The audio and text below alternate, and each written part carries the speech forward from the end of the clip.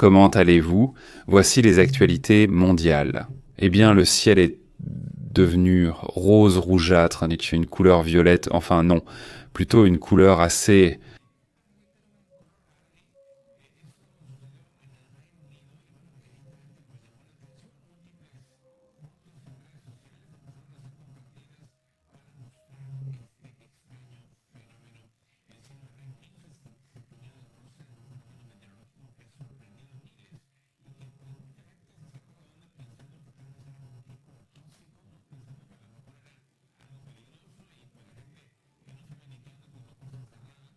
Une couleur Barbie, mais bon. Et j'enregistrais... Non, je prenais des photos, mais bon. Les Britanniques se sont réveillés déconcertés aujourd'hui, le 17 décembre. Exactement. Et donc, il s'avère qu'ils sont évidemment passés à la télévision. Ils ont expliqué que c'est un phénomène naturel rare et difficile à prévoir. Cela se produit lorsque la lumière du soleil traverse une zone où il y a beaucoup de fines particules de poussière et ou d'humidité dans l'air. Et disons que cela filtre le bleu, ne le laisse pas passer. Donc seule la lumière rouge passe qui, en se diffusant, devient rose, n'est-ce pas? Il dit. Parmi les régions touchées figuraient Hertfordshire, Donsène et l'ouest de Londres. Selon les experts, seuls quelques chanceux étaient représents au bon endroit et au bon moment, car cela n'a duré que quelques minutes. Et puis le phénomène disparaît tout simplement. C'est rare, mais ça arrive de temps en temps. En février 2019 également, dans le sud-ouest de l'Angleterre, un phénomène similaire a été enregistré, aussi l'année dernière en Grande-Bretagne. Au Canada, quelques cas de ce phénomène ont aussi été détectés. Pendant 10 minutes, voire même jusqu'à 15 minutes, assurent certains. Le phénomène, comme tu le dis bien, est un phénomène qui se produit surtout à cette période précisément. Et en plus, à des moments inhabituels. Parce que en décembre, ce mois de décembre a été très doux pour eux. Ils sont très surpris au Royaume-Uni parce que doux pour eux. Entre 12 et 15 degrés alors pour eux, c'est comme s'ils étaient en été, non? Ils ont essentiellement eu des températures allant jusqu'à 15 degrés. Et cela est dû à un courant de jet particulièrement actif qui a apporté ce temps humide. Et c'est pour cela que cela se produit. Et en plus, il y a du vent depuis novembre. Et cela a provoqué ce phénomène, non? D'accord. Le phénomène fait partie de ces bizarreries météorologiques, comme le halo de glace ballant, pas la pluie avec des éclairs, cette pluie qui génère comme des coups de tonnerre. Ainsi tout ceci comme eux. Je ne sais pas si tu te souviens du cas du Venezuela, qui a une zone où il n'arrête pas d'y avoir des éclairs, éclairs, éclairs, éclairs, éclairs. C'est-à-dire ce sont de ces orages électriques super actifs dont ils parlent aussi. Cette idée des 3 soleils, par exemple, qui est aussi apparue récemment en Chine. Non? Oui, très joli. Ça a l'air très joli. Ce phénomène-là, surtout quand tu le vois à la caméra ou à travers un objectif. Ça semble être un effet d'optique, donc on se dit que c'en est un.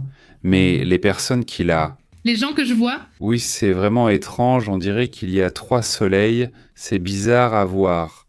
Imagine vraiment ce que les anciens humains auraient pu imaginer. Je ne sais pas ce qu'il y a, mais qu'ils viennent nous détruire. Peut-être, disait Antil, ce ne sont pas les cristaux de glace déjà connus dans l'atmosphère. Mais bon, c'est ainsi que nous commençons la transmission d'aujourd'hui. Merci beaucoup d'être ici avec nous. C'est tout, rien de plus, imagine-toi. Passons à d'autres sujets également importants. En ce moment, un missile aurait été tiré par Israël, ce qui aurait fait 10 blessés dans une zone résidentielle à Gaza. Eh bien, dire zone résidentielle, de nos jours, c'est 7 zones. Des zones résidentielles, ce sont des situations, comme vous le savez, c'est pratiquement détruit. Gaza, les troupes israéliennes ont tiré un obus de mortier au-delà de la ligne du cessez-le-feu, vers une zone résidentielle palestinienne. C'est le dernier incident connu dans cette trêve très fragile qui est en cours en ce moment. Et cela reste une situation dans laquelle même les États-Unis eux-mêmes sont déjà intervenus pour dire en quelque sorte de se calmer. Pas exactement, mais quelque chose comme ça. Un reproche à Netanyahou parce qu'ils disent « Écoute, il faut respecter le cessez-le-feu ». Oui, c'est-à-dire que les États-Unis essaient toujours de soutenir jusqu'à un certain point Israël, mais la vérité c'est qu'il y en a déjà eu plusieurs et les États-Unis n'avaient rien dit.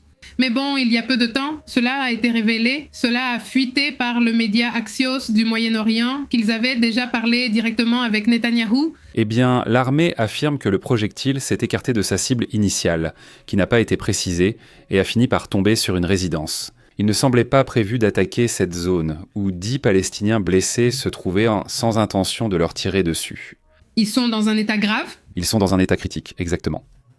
Israël affirme ne répondre qu'aux violations du Hamas et attaquer uniquement en cas d'attaque. Cette ligne jaune censée marquer la frontière est celle où ces frictions se produisent constamment. L'une des causes, selon les Palestiniens, est que la ligne est mal tracée, affirme-t-il. Il y a des zones où la ligne jaune est visible, puis d'autres où il n'y a rien, et ensuite la ligne jaune réapparaît. Alors, et ces espaces, on ne sait pas vraiment jusqu'où on peut passer. Et il y a des Palestiniens qui veulent retourner dans leur zone, dans ce qui leur reste, et soudain, il n'est pas clair où se trouve la ligne, et ils finissent par se faire tirer dessus. Donc c'est une situation très risquée en ce moment. Exactement, oui. La brigade Golani continue de détruire les infrastructures souterraines ainsi que celles en surface qui sont liées aux activités du Hamas. Pour l'instant, rien n'a été dit sur les terroristes qui étaient enfermés là-bas. On ne sait pas si c'est dans le souterrain, dans les zones, les tunnels souterrains, mais ils étaient là où se trouve Israël exactement, et on n'a plus rien dit à leur sujet. Depuis la signature de l'accord de paix, 370 Palestiniens ont perdu la vie sous les tirs israéliens. Quelque chose qui, n'aurait pas dû arriver? En théorie. Non, exactement, ce n'était pas l'idée, fondamentalement non, évidemment. D'un autre côté aussi, avant de passer à d'autres sujets importants de ce qui se passe dans le monde, il est frappant de voir ce qui se passe en ce moment à Wall Street. C'est évidemment mauvais signe à cette période qui est normalement la meilleure. Oui, normalement le dernier trimestre est le meilleur de l'année, et cette fois-ci, Wall Street des gens termine sur une baisse. Ils affirment que cela vient d'une crise de confiance envers les intelligences artificielles. Que se passe-t-il là-bas?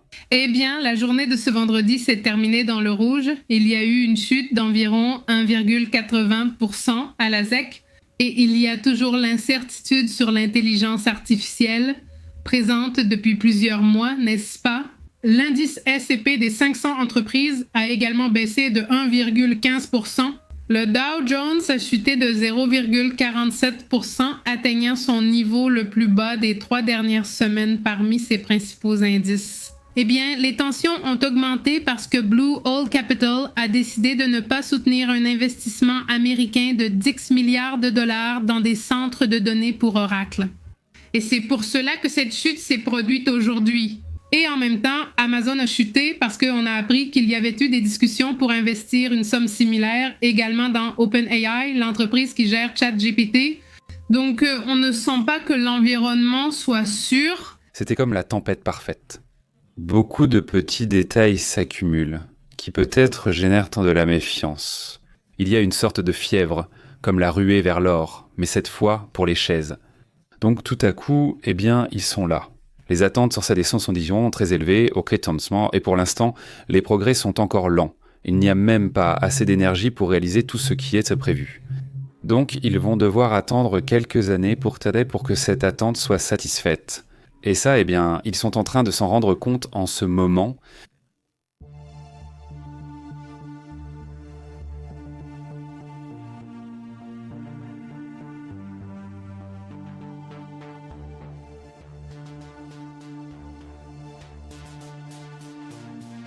Remarquez que, cela est en train d'être signalé dans cette région des États-Unis.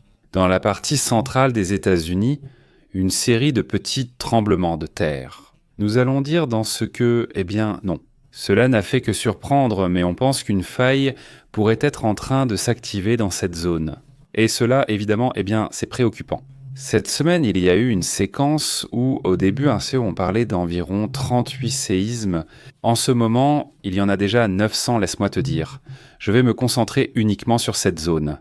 D'après ce que j'ai ici, il y aurait environ 900 séismes.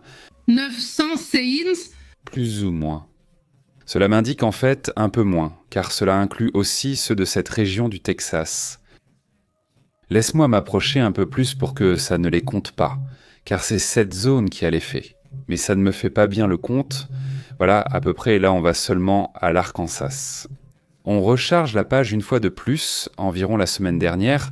Voici le chiffre exact. 155 séismes ont eu lieu dans la zone. Tu dis qu'ils sont tous mineurs, des tremblements de terre. Le fait est que c'est une zone, si vous regardez bien, atypique, non ? Au Texas, on sait qu'il y a un problème lié à la fracturation hydraulique, rendant soudainement la région sismique, même si on ne veut pas l'admettre. Ce sont de petits séismes, mais on a utilisé beaucoup trop de fracturation hydraulique dans la région, et on pense que cela pourrait en être la cause. Mais ce qui se passe entre l'Arkansas, qui est cette zone, regardez ces séismes ici, vers ce que c'est. Même le Missouri est également touché, le Missouri atteint aussi une partie de cette zone de l'Oklahoma. Il y a une série de séismes qui se produisent où l'on affirme qu'il existe une zone appelée la zone sismique de Nouveau-Madrid. Pour être plus précis, ce serait cette zone. C'est ici que l'inquiétude grandit. Parce que lorsque cela a commencé à s'activer, ils ont dit « Attends, il y a ici une faille qui était endormie. Les séismes, aucun n'a dépassé 2,6. C'est le maximum qui a été atteint, magnitude 2,6. Mais même si cela passe inaperçu parmi les résidents, son schéma géographique coïncide avec les événements historiques du bicentenaire de l'essaim sismique de 1811, lorsque 3 tremblements de terre de magnitude supérieure à 7 ont secoué le Midwest, causant d'énormes dégâts. Entre la Louisiane et le Connecticut, Selon le service géologique des États-Unis, cette activité semble normale, mais elle se produit dans un contexte très inhabituel, n'est-ce pas ? Comment s'appelle la zone sismique de Nouvelle-Madrid, n'est-ce pas ? Oui, ce n'est pas près des plaques tectoniques, mais cela repose sur une faiblesse interne que possède le continent américain. Dans ce qui reste encore un mystère pour la science, ils n'ont pas pu l'expliquer. La probabilité qu'un tel séisme se produise pourrait être de 40% dans les 50 prochaines années et en 2025, un scénario de magnitude 7 est envisagé. Ces projections indiquent déjà qu'il y aurait 86 000 personnes décédées ou blessées. L'alerte ou le sujet ici, c'est que, cela peut arriver à tout moment, même dans les 50 ans à venir. Évidemment, la situation. Si quelque chose comme ça arrivait, les projections indiquent que les dégâts seraient énormes. Juste pour nous donner une idée, il dit. En 2025, le modèle d'un scénario de séisme de magnitude 7 dans la région. Si c'est une projection annonçant 86, ça me semble exagéré, mais c'est ce qu'il affirme. Ici, le rapport parle de 86 000 morts, imagine, c'est-à-dire si un séisme de magnitude 7 se produit comme celui de 1811. La projection indique 86 000 personnes décédées, 715 000 blessés. Des bâtiments endommagés, 2,6 millions de foyers qui seraient privés d'électricité, 700 000 bâtiments endommagés, un coût économique de 300 à 600 milliards de dollars. Des villes comme Saint-Louis et Memphis sont sur la ligne directe de dévastation. Selon le rapport, au moins 11 millions de personnes vivant actuellement dans la zone à risque pourraient être affectées. C'est une zone dont nous ne parlons jamais des sujets. Nous n'évoquons pas de sujet. L'étude a été menée par l'Université de l'Illinois, Virginia Tech et l'Université George Washington. C'est pour que vous sachiez qui l'a fait ? Important, bien sûr, mais qui réalise cette étude ? Cette condition qu'on appelle une faille dormante, comme on l'appelle, a fait qu'une grande partie du pays ignore le risque pour les États-Unis. La majorité des Américains, la plupart de ceux qui vivent là-bas, n'ont même aucune idée de ce sujet. Non. De plus, elle fait 150 miles de long et traverse 5 États, Arkansas, Missouri, Tennessee, Kentucky et Illinois. Donc il y en a pas mal et ils pourraient tous être affectés. Cela fait déjà environ 200 ans depuis cette catastrophe, en 1811. Aujourd'hui, il y a plus de gens, de bâtiments, des réseaux électriques et des conduites de gaz. Nous savons qu'avant, le risque était un peu moindre pour commencer parce qu'il y avait moins de gens, alors que maintenant, il y a beaucoup plus de monde. Et quand tu fais le calcul des dégâts que cela peut causer dans une zone où les gens n'ont pas la culture sismique, c'est-à-dire non, ce n'est pas comme en Californie ou peut-être comme dans d'autres régions du monde, comme le Chili, comme la ville de Mexico. Ils ne sont pas habitués au séisme, ils ne savent pas exactement quoi faire. Imagine si soudainement ce phénomène arrivait dans le Missouri, dans le Tennessee, dans le Kentucky, à St. Louis. Je sais que beaucoup d'entre vous nous regardent depuis ces États. et au minimum que vous sachiez qu'il y a là une zone à risque également. Et il ne se passe rien pendant 50 ans ou même plus longtemps. Mais c'est quelque chose qui, quand ça arrive, surtout ce genre d'activité soudaine avec beaucoup de petits séismes, ces petits essaims pour ainsi dire, peut être l'annonce de quelque chose de plus important. Il se peut que ce soit celle-ci. Eh bien, nous non plus, nous ne connaissions pas le sujet, c'est-à-dire que ce sont les sismologues eux-mêmes, les experts dans le domaine, qui ont commencé à en parler. Nous avons dit « Attends, de quoi parlons-nous ? Nous n'avions pas vu cela, nous ne le connaissions pas, parce que c'est cette histoire oubliée. 1800, qui regarde ? Eh, il y a eu un séisme, oui, mais pourquoi y a-t-il eu ce séisme ? Et comment ? Ah bon, eh bien c'est quand tu t'en rends compte. Il y a une autre zone à risque qui, lorsqu'elle se manifeste, au moins quand cela arrive, il faut s'en souvenir et rester attentif, car cela peut évidemment devenir quelque chose d'important, surtout en ce qui concerne la fameuse prévention. Et le plus intéressant, c'est que ce que disent les géologues, c'est qu'ils ne savent pas pourquoi les tremblements de terre se produisent, et c'est cela qui les inquiète. Oui, même s'ils parlent au son de la faille dormante, ce n'en est pas une, mais autre chose. Comment appellent-ils cela ? Celle-ci ? Ils évoquent une fragilité du continent, comme s'il existait une faiblesse dans cette région. Tu te demandes, dans quelle mesure la construction, les entreprises ou les nombreuses inondations récentes ont-elles pu l'affecter ? C'est-à-dire, il y a beaucoup de nouveaux facteurs qui pourraient être à l'origine d'une activation. Au final, les scientifiques ne sont pas vraiment sûrs de ce qui génère ces systèmes. C'est pour mieux comprendre la situation et rester attentif à ce qui s'y passe. Amis des États-Unis, vérifiez donc cette affaire. Bonjour à Adilson, Francisco Ars et à la communauté, merci. Comment allez-vous ? Très bien, abordons d'autres sujets et thèmes importants.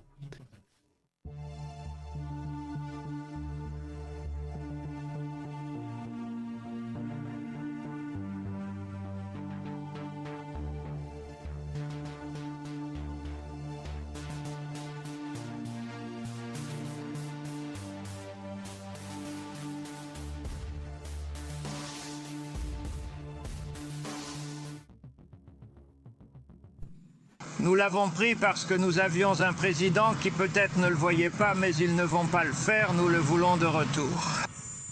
Aujourd'hui.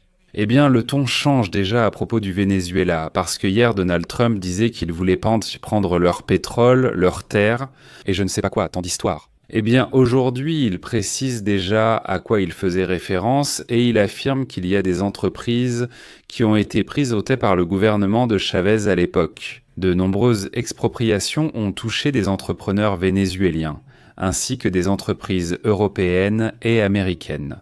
Alors, ce qu'ils disent, c'est bien, nous voulons qu'on nous rende les entreprises qu'on nous a prises. Donald Trump a déjà précisé hier à quoi il faisait référence, car il parlait ainsi en disant que c'était bien. Malgré tout, le pétrole reste et doit toujours être. Les Vénézuéliens n'appartiennent pas à Nicolas Maduro, ils n'appartiennent pas aux États-Unis, évidemment. Mais il se peut qu'il faille réfléchir, si jamais ces entreprises reviennent à la façon dont tout cela va s'intégrer. Parce qu'en ce moment, on sait que Washington a commencé à parler aux entreprises, il a commencé à leur parler. Voyons, aujourd'hui, toi, Exxon, on est ici en train de discuter du cas du Venezuela, est-ce que tu voudrais revenir au Venezuela ? Jusqu'à présent, toutes les grandes entreprises à qui on a posé la question ont dit que ça ne les intéresse pas, elles ne veulent pas s'attirer d'ennuis. Elles trouvent ça très compliqué. Est-ce que ça a été un casse-tête à l'époque ? Ce n'est pas comme si, soudainement, juste parce qu'ils disent « Ah bon, on va changer de régime ». Rien n'est automatiquement sauvé ni réglé d'un coup.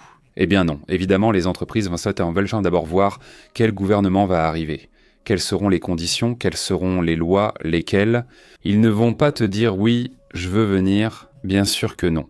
C'est-à-dire, ils ont besoin de certitude, les affaires fonctionnent comme ça, avec de la certitude. Tout pays qui modifie ses lois ou engage des réformes judiciaires, non. Des choses étranges commencent à susciter la méfiance. Attends, que se passe-t-il ? Tant qu'ils ne voient pas comme ici, ça va.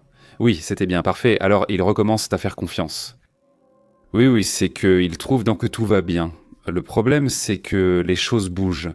Il se passe quelque chose d'étrange en ce moment à la Maison-Blanche, et il y a beaucoup de nervosité. On en est même venu à penser que quelque chose était en train de se passer en ce moment. Parce qu'on a vu Marco Rubio passer devant la fenêtre d'un côté, puis de l'autre, puis encore de l'autre, et encore de l'autre. Et on se demandait, mais qu'est-ce qui se passe ? Il va se passer quelque chose. Quelle annonce va être faite ? Quelle sera son annonce ? Que va-t-il se passer ? Parce qu'on voyait que l'annonce venait d'être faite il y a un instant par Donald Trump, sur, essentiellement, se faire de la publicité à lui-même. De la publicité. Et donc, il a annoncé un chèque de 1076 $ qui sera donné aux militaires. Mais à part ça, je dirais que ça semblait être quelque chose de plus important. Beaucoup de journalistes ont commencé à dire qu'il allait parler du Venezuela, mais il n'a même pas mentionné une seule fois le Venezuela. Mais c'est quand même frappant, sinon non, ces mouvements qu'il fait envers les entreprises pétrolières comme Exxon, Conoco, Phillips et d'autres. Pourquoi dis-tu de ne pas bouger s'ils ne sont pas intéressés? Est-ce que cela peut affecter s'il va y avoir un plan ou non au Venezuela ou qu'est-ce qui va se passer exactement? Je précise qu'un blocus a été annoncé par les États-Unis dans toute cette zone actuellement. Celui qui ne peut plus extraire le pétrole, a-t-il dit aujourd'hui. PDVSA. Non, le pétrole sort toujours, je ne sais pas quoi. Mais le rapport dénonce comment le Venezuela utilise ses navires sans identification pour essayer d'exporter le pétrole brut par là. Il les camoufle même pour les utiliser comme camouflage afin d'envoyer de la drogue. Ils affirment aussi que cette découverte est alarmante. Les navires, dit-il. 41% du trafic de pétroliers en novembre a été irrégulier, selon 17 opérés par le système d'identification automatique. Transpondeur éteint, cela devient une autre flotte fantôme. Il y a celle de la Russie, celle de l'Iran et maintenant celle du Venezuela, dit-il. Les navires sanctionnés ou furtifs ont réalisé au moins 13 transferts de brut en mer, hors de portée des réseaux et des contrôles. Surtout près d'Amue et près du parc national Mochima. Donald Trump cherche à annoncer un blocus total, complet. Et bon, il l'a annoncé. Le blocus, oui.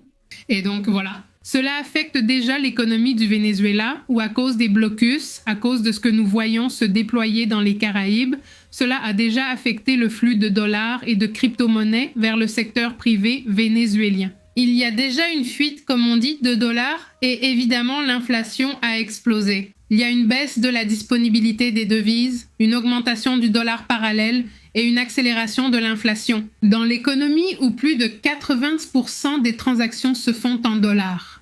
Et les opérations internationales de PDVSA font face au plus grand obstacle qu'elles aient jamais connu. L'une des raisons invoquées par les entreprises, d'ailleurs de Petroland, pour que nous changions de sujet, c'est qu'elles ne sont pas intéressées parce qu'elles devraient investir énormément dans les installations, car les installations de PDVSA sont en très mauvais état. Imaginez une infrastructure négligée depuis des décennies. Oui, alors comment ? C'est-à-dire, tu ne vas pas arriver là, investir, et puis après on te la reprend. Ce n'est pas ce qu'ils pensent, non. Non, j'espère que ça n'arrivera pas, mais eux se méfient. Ce n'est clairement pas un gros investissement pour qu'il se passe ensuite quelque chose. Mais bon, en ce moment, la monnaie du Venezuela perd à peu près 1% par jour. L'inflation, selon les estimations du Fonds monétaire international, pourrait atteindre 548% cette année. Car nous incluons tout ce qui s'est passé durant l'année. Eh bien, c'est énorme, c'est incroyable, ça dépasse tout. Des contrôles sur une économie totalement effondrée. Il n'y a pas d'autre mot. C'est-à-dire, et pendant que l'économie vénézuélienne s'effondre, qui est déjà en soi très très touchée. On signale également cette attaque, encore une fois une attaque à ce moment-là, selon ce qui est rapporté par la même source. Le même Pentagone qui montre ses embarcations qu'il présente dans l'océan. Aujourd'hui, 17 novembre, sous la direction du secrétaire à la guerre Pidge. La force opérationnelle conjointe du commandement Sud a lancé une attaque létale contre un navire d'une organisation terroriste dans les eaux internationales. Les renseignements ont confirmé que le navire empruntait une route réputée pour le trafic de drogue dans le Pacifique oriental. Encore une fois, dans le Pacifique, il participait à des opérations de trafic de drogue. J'ai tué 4 narcoterroristes. Des hommes sont morts, aucun soldat américain n'a été blessé. Du moins, c'est ce qu'ils disent toujours. Cela fait donc déjà 99 avec ces 4 personnes, 99 personnes qui ont perdu la vie de cette manière. Exactement, d'accord. Selon le communiqué officiel, les services de renseignement des États-Unis ont confirmé que ce navire faisait partie d'une organisation terroriste désignée et qu'il naviguait sur la route connue pour le trafic illicite. Oui, bon, passons à d'autres sujets également importants comme l'État. Écoutez, mettez un like, partagez, donnez-nous un coup de main avec ça. Et merci beaucoup. Au fait, à la communauté qui nous soutient avec un super chat, Un super merci, une adhésion, un abonnement, un grand merci d'être ici. Et donc ici, tous les jours, nous avons des diffusions en direct de ce qui se passe dans le monde. Ici, on discute, on parle et on essaie de vous tenir informés des dernières nouvelles de ce qui se passe dans le monde. Passons à d'autres sujets, abordons aussi d'autres thèmes importants.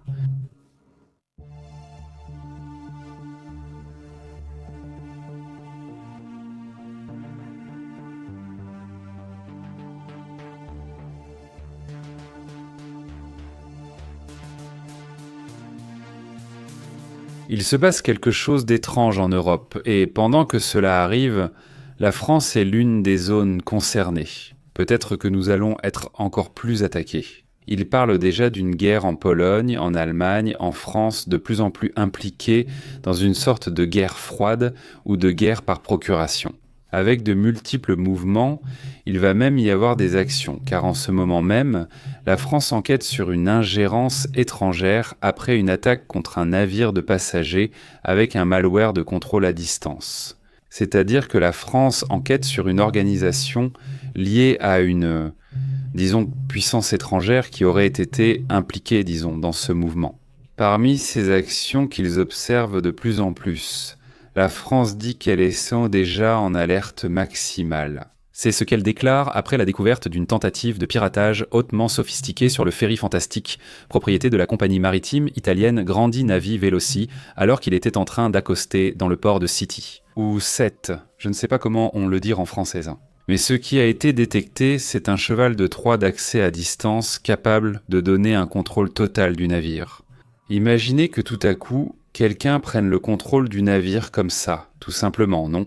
C'est-à-dire, ce sujet est complètement fou, et pendant ce temps, je ne sais pas si tu veux ajouter quelque chose, mais sinon, passons à cette fuite qui a eu lieu en France. C'est qu'il s'est passé beaucoup de choses. Il s'est passé plusieurs choses en France. Autre sujet important, si tu veux commenter l'Octupra. D'accord. Le ministre de l'Intérieur a subi une cyberattaque qui a exposé des fichiers confidentiels concernant, par exemple, les antécédents judiciaires de personnes recherchées, des enquêtes en cours et aussi des informations sur les responsables. Cela a été confirmé aujourd'hui par le ministre de l'Intérieur, victime de la cyberattaque qui a aussi entraîné le vol de dizaines de fichiers confidentiels. La ministre, qui s'appelle Laura Núñez, a révélé que les systèmes vulnérables incluent des données sensibles, comme le système de traitement, les antécédents judiciaires et le fichier des personnes recherchées. Et, ils ignorent aussi l'ampleur du vol. C'est ça, c'est-à-dire qu'on ne sait même pas exactement, on ne sait pas quelles informations ont été volées, ce qui a été volé et dans quel but, n'est-ce pas ? Quelle est l'intention derrière tout ça ? C'est grave, je ne sais pas si tu as autre chose. J'ai autre chose sur la France aujourd'hui. On a aussi commencé à partager vers la mi-mois une fausse vidéo générée par intelligence artificielle où, soi-disant, on disait qu'il y avait un coup d'État en France. Une journaliste est apparue. Ça a vraiment fait le buzz. Si tu ne l'as pas vu, je pense que c'est sur ton compte perso. Et bien sûr, c'était complètement faux, mais ça a quand même réussi à avoir des millions de vues. Des gens ont cru que c'était réel, provoquant des contacts diplomatiques d'urgence et une mobilisation. Mais qu'est-ce qui se passe ? Ils ont commencé à en parler, mais bon, évidemment, ce n'était pas réel. Non, enfin, je ne vais pas tout montrer, mais là-haut, c'est écrit « Il y a un coup d'État ». Ils rapportent ça comme si c'était réel. Évidemment, c'est un mensonge, c'est faux, mais ce n'est pas fait avec elle. La façon dont cela est en train d'être fait maintenant a été très coordonnée. Piratage d'un côté de ce ministre, de l'autre côté, piratage de ce bateau, ce ferry, pour prendre le contrôle absolu du ferry. Et d'un autre côté, en donnant l'impression qu'il y avait un coup d'État. Imaginez-vous, c'est cela. C'est la réalité actuelle. Je ne sais pas si c'est une guerre froide, hybride ou autre, mais c'est ainsi.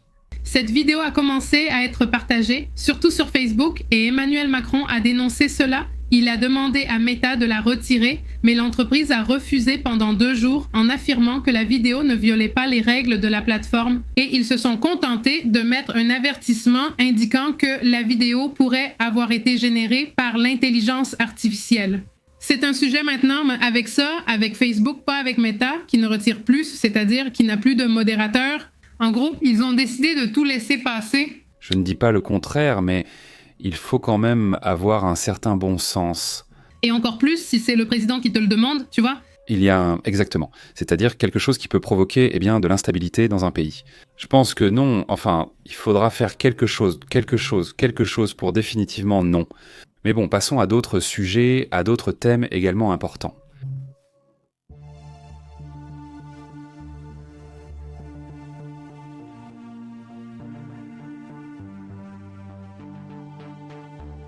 En ce moment, il y en a aussi d'autres. Des rapports dans lesquels des scientifiques affirment qu'il y a beaucoup plus de planètes habitables dans l'univers, dans l'espace. Disons par rapport à ce qu'on pensait, c'est-à-dire qu'on croyait que c'était peut-être très compliqué, très difficile à trouver. Comment les appelle-t-on? Exoplanètes? Il s'avère maintenant que ce n'est pas tant que ça, pas autant qu'on l'avait imaginé. Un nouveau modèle scientifique indique que la formation de planètes rocheuses habitables serait bien plus fréquente qu'on le pensait, selon une étude de Science Advance. Cette revue scientifique affirme qu'un groupe de scientifiques a présenté un modèle alternatif à la formation planétaire, qui pourrait révolutionner notre compréhension même de l'existence de l'univers. Jusqu'ici, la Terre était vue comme une anomalie. Ils disent « quelle chance nous avons eue d'être ici, dans cette partie spécifique de l'univers, à ce moment précis, à cette époque, à cette heure. » En gros, ce n'était pas quelque chose d'impressionnant. Sur une planète rocheuse, sèche, habitable, avec de l'eau, avec la température parfaite, température idéale, etc. Les humains allaient-ils traîner à dire « je préfère la chaleur » ou « le froid ». Ils étaient excités, prétendant que c'était à cause du froid ou de la chaleur, alors que les températures sont similaires. Je veux dire, comparé à la façon dont sont les autres planètes, oui. Bien sûr. Le point, c'est que la revue Science Advance a publié une étude qui suggère que des planètes comme la Terre ne sont pas si rares, que la formation de mondes avec des surfaces solides et un potentiel d'habitabilité pourrait se produire beaucoup plus fréquemment que ce que nous pensons. La clé, selon eux, c'est la chaleur. Une planète rocheuse doit recevoir plus de chaleur pour devenir sèche et potentiellement habitable.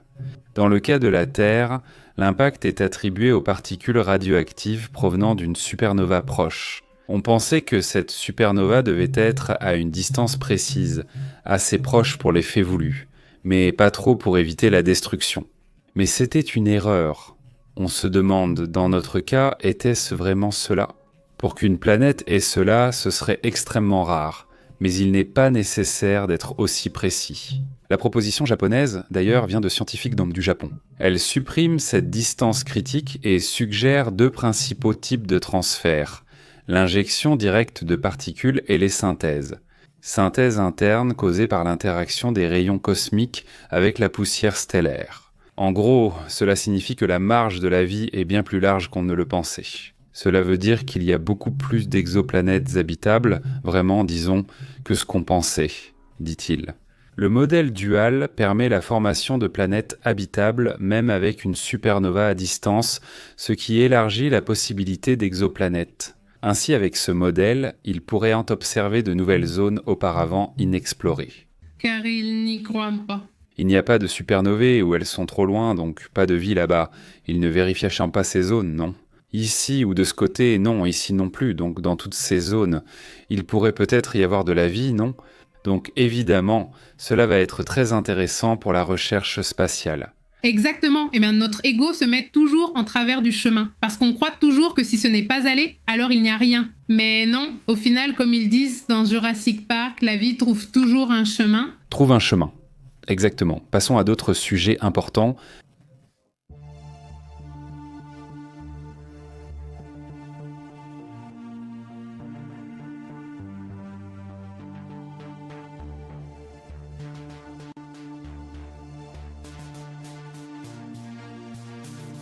Il n'a pas neigé à Monterrey ni à Chihuahua. À Chihuahua, je ne sais pas.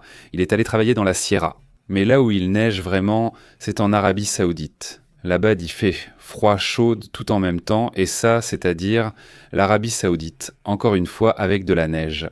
Récemment, nous évoquions des inondations touchant plusieurs régions, du Maroc au Moyen-Orient. Ils ont eu des rapports de pluie très intenses dernièrement, et maintenant même de la neige et tout ça. Voilà pour le sujet du jour. Et donc, parmi toutes ces situations et tout ce que nous voyons, il y a une de ces images qui ont été rapportées sur la façon dont le phénomène apparaît sur les cartes, ou plutôt sur la façon dont le phénomène du froid qui sévit à nouveau dans le nord des États-Unis se manifeste. Et comment va être la journée ? 20 et quelques, 25 et tous ces jours-là ? Eh bien, regardez, le froid continue évidemment à toucher l'Est, surtout, comme nous pouvons le voir. Il y a un rapport qui signale des tempêtes hivernales, voire des inondations historiques, avec des rafales de vent qui seront extrêmement intenses. Eh bien, on parle d'une affectation ou d'une potentielle affectation d'environ 90 millions de personnes qui vont subir un climat assez sévère. Dans certains de ces endroits, d'après les rapports, il y a déjà des alertes météorologiques, insiste-t-il. Eh bien, pour des millions de personnes qui seraient en train de réfléchir à la façon dont elles vont se préparer pour cette journée. C'est surtout les 24 et 25 que tout se passe, vous voyez ? Mouvements, fêtes, visites de famille, voyages en avion, voyages marrants sur la route, tout cela, ils assurent que c'est garanti. Dans de nombreuses régions, il va y avoir du chaos, c'est-à-dire du chaos sur les routes, des accidents. Vous savez, c'est ça la situation. C'est pourquoi face à ces vents extrêmes, face à ces inondations, ce qu'ils demandent, c'est d'éviter le risque lié à la mobilité. Voilà, tout simplement, parce que sinon, si tu dois te déplacer, fais-le avec beaucoup de prudence, vas-y avec la plus grande précaution. Il y a 20 États qui vont connaître un temps de Noël, donc cela va durer au moins 2 à 3 jours de plus, à peu près. Environ 72 sont en alerte à cause de ce qu'ils appellent un scénario d'urgence météorologique. C'est le nom qu'ils lui ont donné, ils insistent là-dessus, car cela affecte des millions de citoyens. Le Service météorologique national des États-Unis a émis de multiples alertes pour des vents et d'éventuelles inondations. Eh bien, commençons, je pense, par la première partie. Les zones concernées incluent Washington, l'Oregon, l'Idaho, le Montana et le nord de la Californie, où des évacuations massives et des sauvetages ont déjà eu lieu à cause des pluies historiques. Par exemple, ce qui s'est passé à Washington. Exactement. Eh bien, ce qui s'est passé à Washington est tout un sujet. C'est-à-dire, on a vu qu'il y a eu la rivière atmosphérique, qu'il y a eu les pluies. En fait, le point, c'est qu'ils ont eu beaucoup de pluie, beaucoup de dégâts dans toute cette région. Le nord-ouest du pays, plutôt Washington, l'Oregon, l'Idaho, le Montana, le nord de la Californie. Comme tu le disais, avec ces alertes, 31 millions de personnes, ça semble facile, non ? 31 millions de personnes sont menacées par des vents destructeurs, des côtes pacifiques aux plaines du Midwest. Les vents l'entendent-ils ? Ils vont dépasser les 100 km/h, mais il y a des zones, comme au Colorado, où les vents atteindront jusqu'à 144 km/h. Les rafales, attention. Non. Pas des vents soutenus, ce qui serait très destructeur, mais ce sont des rafales soudaines, qui parfois peuvent soulever un arbre, arracher un toit. Ce sont des rafales. Exactement, c'est ça. Un arbre, oui, c'est-à-dire que ça s'envole. Mais je t'écoute. Ou alors Firulet s'envole, n'est-ce pas ? S'il est dehors, il s'envole, oui. Les décorations de Noël ? Il faut vraiment oublier les décorations de Noël, non ?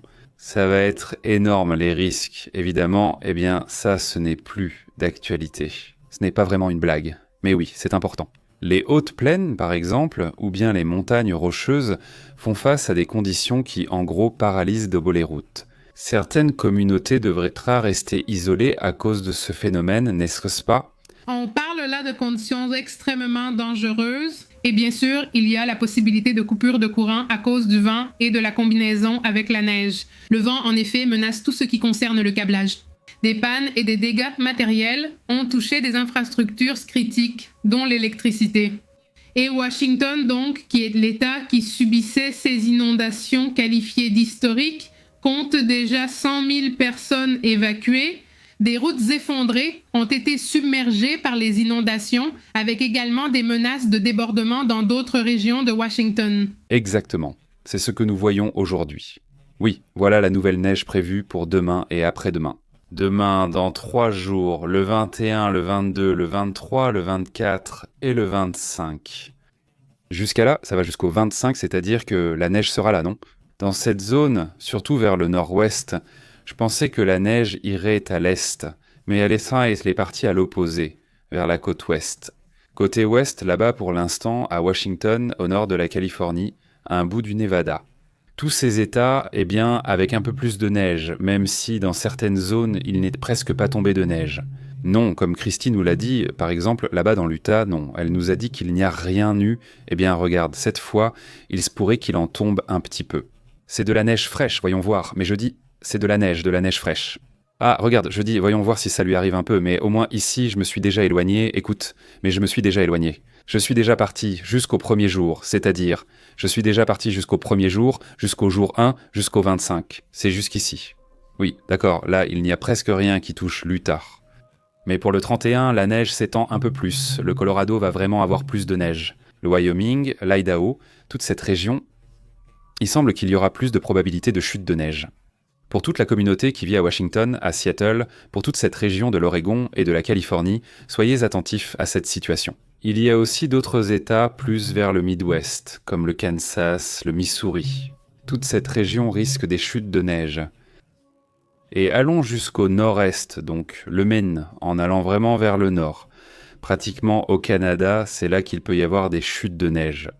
Si tu regardes plus bas, en Pennsylvanie, à New York, regarde. C'est calme. Eh bien, très calme, vraiment. Je veux dire, oui, peut-être une petite nouveauté. Légère, mais vraiment, très légère. On ne prévoit pas de fortes chutes de neige à ces dates. D'ici, j'insiste, jusqu'au 31, je suis même allé jusqu'au 1er, en gros jusqu'à la fin de l'année. Voici les conditions concernant la neige et la température. Nous l'avons déjà vu aux États-Unis, mais le 24, voilà comment ça va être. Voici les températures du 24 très agréables. Ce sont les minimales, très agréables. Oui, d'accord. Certains endroits seront très froids, mais globalement ce sera agréable. Comparé à ce que c'était avec le vortex jusque par ici et avec Chicago à moins 19 degrés par exemple. Regardez maintenant le 24 au soir. Regarde bien, la nuit, Chicago sera à 2 degrés. Oh, tu n'étais pas tranquille pour ça? Oui. Oui, c'est-à-dire c'est parfait. Ça, c'est la nuit au minimum. Mais ce jour-là, le 24 à midi, il fera 5 degrés. C'est-à-dire, on pourrait même aller piquer une tête dans le lac. Non. Non, quand même pas à ce point. Pas à ce point, d'accord? Bon, n'exagérons pas alors, mais c'est quand même très agréable comparé à ces derniers jours. Oui, alors, que puis-je vous dire? Regardez au Mexique, le 24, les températures maximales. Agustin Lara. Alors ne vous achetez même pas de vêtements d'hiver très chauds, parce que non, ils ne serviront pas pour le 24. Non, ça suffit. J'ai déjà chaud, oui, donc j'ai même enlevé ma casquette et tout ça. Non, mais regarde, c'est agréable, c'est bien tranquille, non? L'hiver, en fait, ce n'est pas vraiment l'hiver, en fait. Je veux dire, c'est tout. Ceux du centre, là-bas, sont plus. C'est plus frais. Pas plus frais, non? Mais regardez, en province, non. Comme ils aiment dire, ah, celle de la province. Donc, non, ne dis pas ça. Eh bien, là-bas, oui, il fait plus chaud. Il fait plus chaud si tu regardes, mais la nuit, il fera plus froid pour la ville de Mexico le 24. Ah, d'accord. 8 degrés? Oui, on peut acheter des vêtements d'hiver. Non, mais 8 degrés, ce n'est rien du tout. Ce n'est pas assez pour ça. Avec ça, non. Eh bien, au moins... Une petite veste ou un pull léger, c'est tout. Ça va dépendre surtout s'il y a de l'humidité, du vent, etc. Mais bon, là, comme vous le voyez, le point, c'est que ça devient très intéressant. Au fait, on nous a parlé de comment est le froid là-bas, la chaleur, enfin, comment ça s'appelle en Argentine. Et pour ce jour-là, pour le 24, depuis la Colombie, le Brésil. Bon, au Venezuela, Noël est déjà passé, c'est-à-dire que vous n'allez plus fêter Noël, parce que vous l'avez déjà fêté, non? De plus, le Nouvel An est déjà passé. C'est déjà passé, c'est déjà la nouvelle année, donc... Et le Venezuela, je est dans le futur. Le Venezuela est en 2026 selon la folie de Maduro. Non, vraiment. Je ne comprends pas, enfin de quoi, en quoi, qu'est-ce que ça apporte de positif de faire ces annonces? Eh bien, enfin, qu'est-ce que ça change à la réalité des Vénézuéliens? Rien du tout, non? Je crois qu'il est déjà à bout, donc c'est comme si, peu importe, qu'il s'en fiche de tout, non? Demain, c'est la journée de Snoopy. Le surréalisme, et demain, c'est la journée de Snoopy. Ils vont sortir quelque chose. En ce moment, le point, c'est qu'il fait super, hein. Chaud. Enfin, non, super chaud, on va dire non. Super, non, parce que super. Je pense que c'est au moins 40 degrés. Il fait combien? Je dis que c'est dans les 30 et quelques, mais dans les maximales. Là, je vois qu'on atteint 35 par ici, par là, mais non, même pas les 40. Donc, il fait chaud, disons-le. Ce serait une chaleur agréable, alors passons à d'autres sujets importants.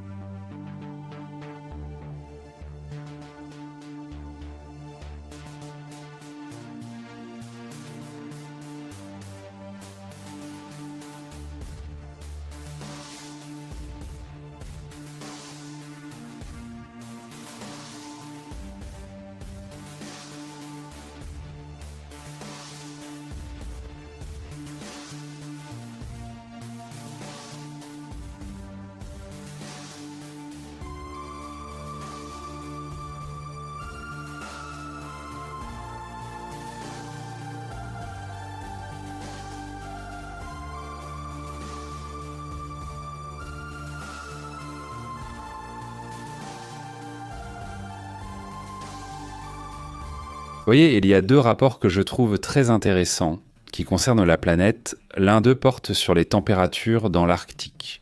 Mais avant cela, j'aimerais vous parler de ce qui se passe dans un hôpital de l'Oregon, où l'on s'empresse de construire un abri contre les tsunamis, tandis que la Federal Emergency Management Agency lutte contre les coupes budgétaires, c'est-à-dire l'Oregon, Washington, la Californie. Ils doivent investir dans les infrastructures chaque année contre les séismes, contre les tsunamis.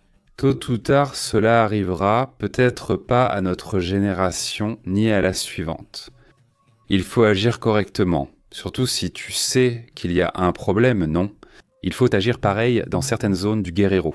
Travailler sur les infrastructures antisismiques, comme à Mexico, fait partie des nombreux sujets que vous connaissez déjà. Mais les habitants d'une ville côtière du nord-ouest du Pacifique savent que lorsqu'il y a une alerte au tsunami, ils doivent se rendre dans les zones en hauteur. Ils le savent parfaitement, et bon, ce sujet attire mon attention. Aujourd'hui, CBS News en parle en évoquant précisément ces défis présents dans la région. Et il semble que, parfois, ils doivent même lutter contre eux-mêmes. Je veux dire... Contre le gouvernement ? Contre leur propre gouvernement, qui ne leur donne même pas le budget minimum pour ne pas être dans cette situation. Sur ce sujet... Ne pas être exactement. Eh bien là-bas, dans cette région appelée Astoria, Oregon, il y a un hôpital qui s'appelle l'hôpital Columbia. Memorial a donc commencé la construction d'un abri anti-tsunami surélevé parce que bon, que fais-tu quand tu es à l'hôpital ? N'est-ce pas ? Cet abri est capable d'accueillir au moins 2000 personnes pendant le tsunami. Mais alors qu'il y a une menace naturelle imminente, il existe un autre danger, à savoir que le gouvernement des États-Unis leur retire le financement pour construire cela, ce qui est pourtant nécessaire, n'est-ce pas?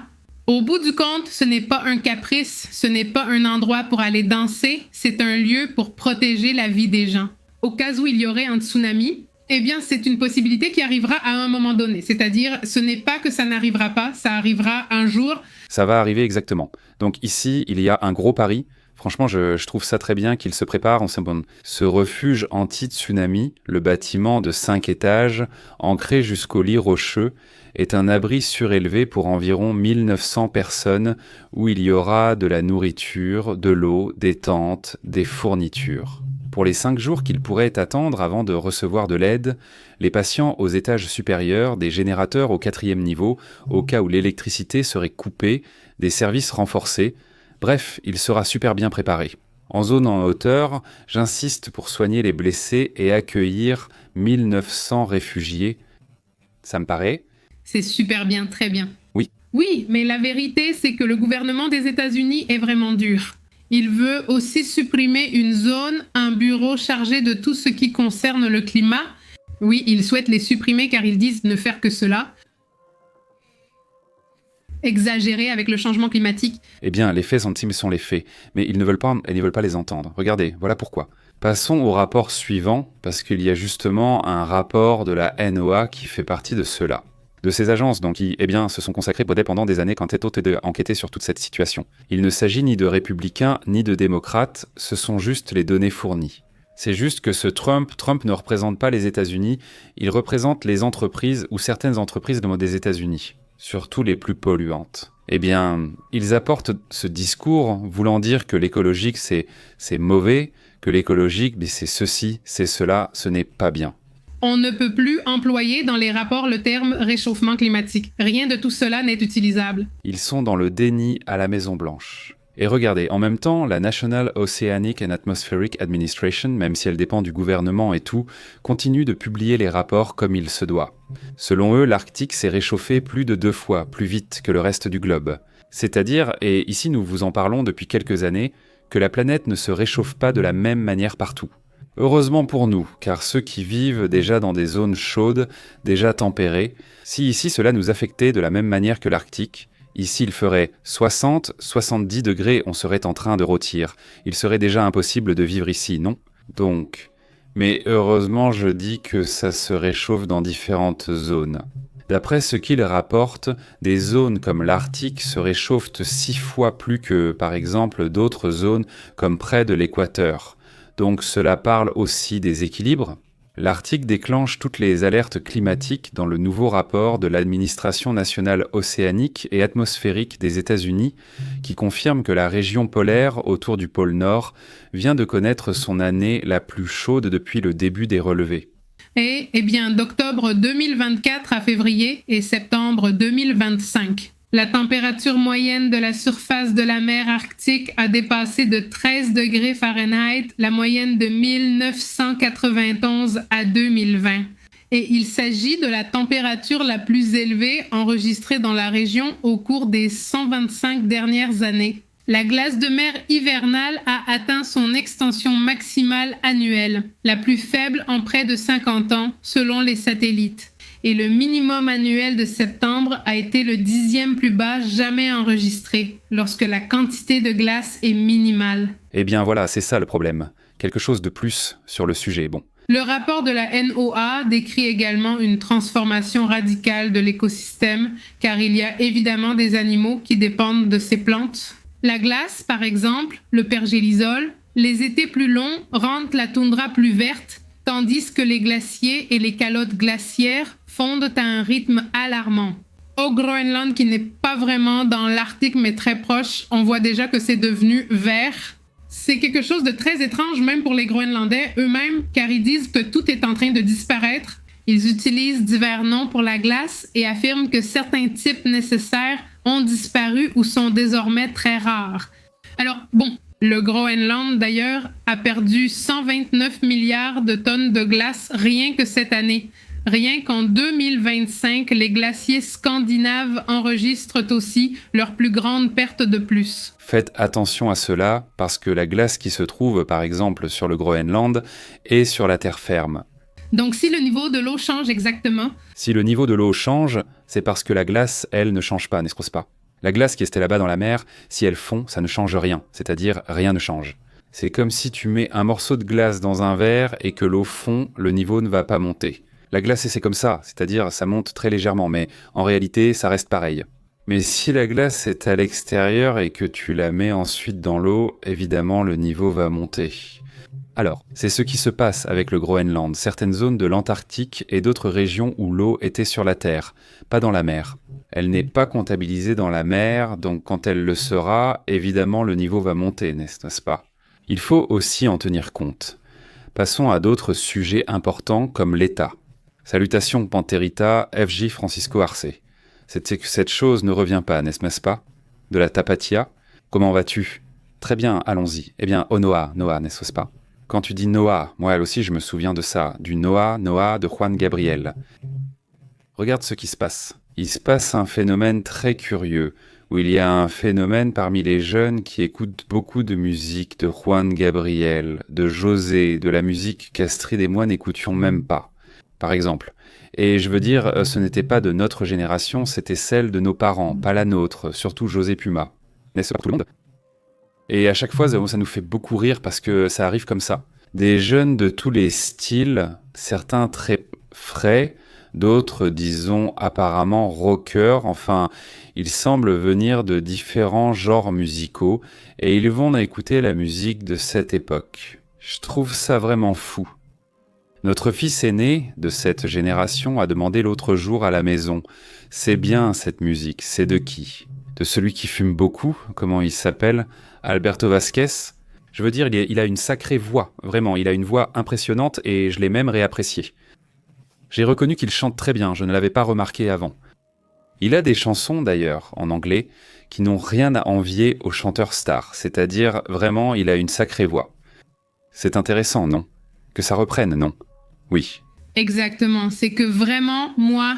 En ce moment, il y a un manque de bons musiciens. Oui, il y en a, mais ils sont rares. La plupart ne sont pas si bons, n'est-ce pas ? Je ne veux pas citer de nom. Parce qu'ils regardent en arrière et disent que c'était mieux avant. Enfin, je veux dire, la vérité c'est que oui. Il faut parfois regarder à nouveau, car il y a des choses très intéressantes là-bas. Et bon, passons à d'autres sujets, d'autres thèmes.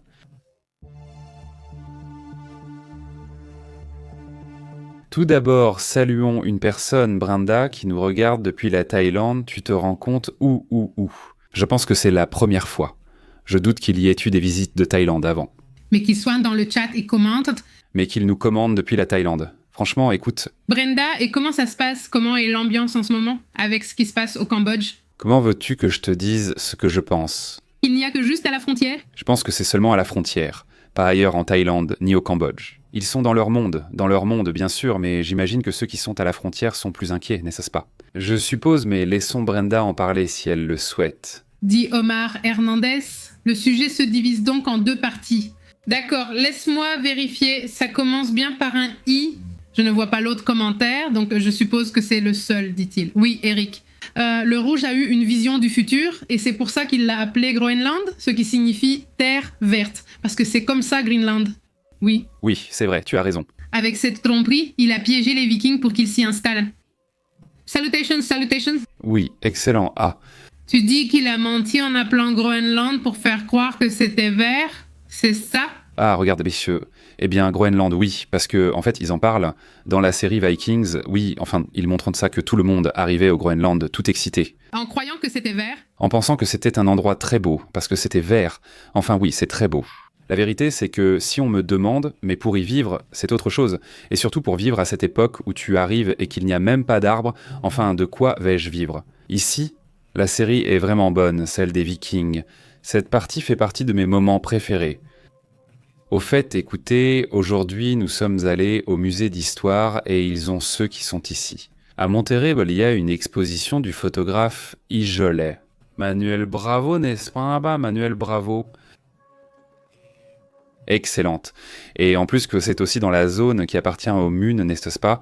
Dans le musée qui est juste à côté. En fait, il y a un pont qui te permet de passer de l'un à l'autre. Il te mène d'un musée à l'autre. Il y a une très bonne exposition sur Cricri. Vous vous souvenez de Cricri? Gabilondo Solaire. Très bonne. En fait, on n'avait pas beaucoup d'attentes parce qu'on n'avait même pas entendu parler de l'exposition. Et même la petite dit, n'est-ce pas que l'exposition est assez complète, grande? Ça commence à devenir tout un cercle dans lequel tu marches là. Depuis la photo de quand il était bébé, oui, jusqu'à la fin, quand le monsieur avait déjà un âge avancé. Jusqu'à moi, sur la dernière photo, tu vois toute la vie. Impressionnant. Je ne savais rien de la vie de Gabilondo Solaire, hormis le strict minimum sur sa création. Boxeur, torero, il aimait nager, aventurier en mer. Il a participé à des courses de voile. Il est parti pendant 1 an chercher fortune vers le sud de l'Amérique. En bateau, il est revenu les mains vides. Il s'est marié 3 fois. Il s'est marié 3 fois. C'était un athlète, tu le vois parce que il a beaucoup de photos où il est torse nu et il pratique différents sports. Il était beau, non? Mais un athlète, tu vois, surtout à cette époque-là, les athlètes, si tu regardes bien, ils sont tous tout maigres. C'est vrai.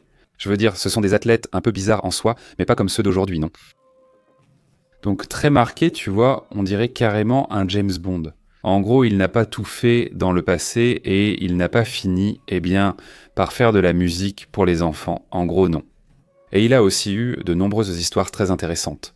Parce que, parfois il en a fait et parfois non. Parce qu'il n'est pas arrivé à la Seconde Guerre mondiale et ils ont dit, bon écoutez, aucune de cette musique ne sera jouée parce qu'il y a la Seconde Guerre mondiale. J'imagine par respect, je ne sais pas, pour une raison quelconque. Alors, il a dû chercher sa vie dans d'autres choses. C'est pour ça qu'il est parti au Chili? Célèbre ici, il a dû partir au Chili à l'aventure. Parce que, non. Enfin, il y a plein de... Je ne veux pas spoiler davantage parce qu'il y a vraiment trop de choses, même des choses drôles. Je veux dire, dans sa vie. Très intéressant, non? Oui, c'est génial pour ceux qui sont du Mexique, et de Cuba, parce qu'ils disent qu'à Cuba, on l'écoutait beaucoup. Je ne sais pas si en Amérique du Sud ou centrale, ils connaissent ou écoutent ce cri-cri, mais bon, son histoire revenait souvent. Son histoire revenait souvent avec des choses, réelles. Des choses, disons.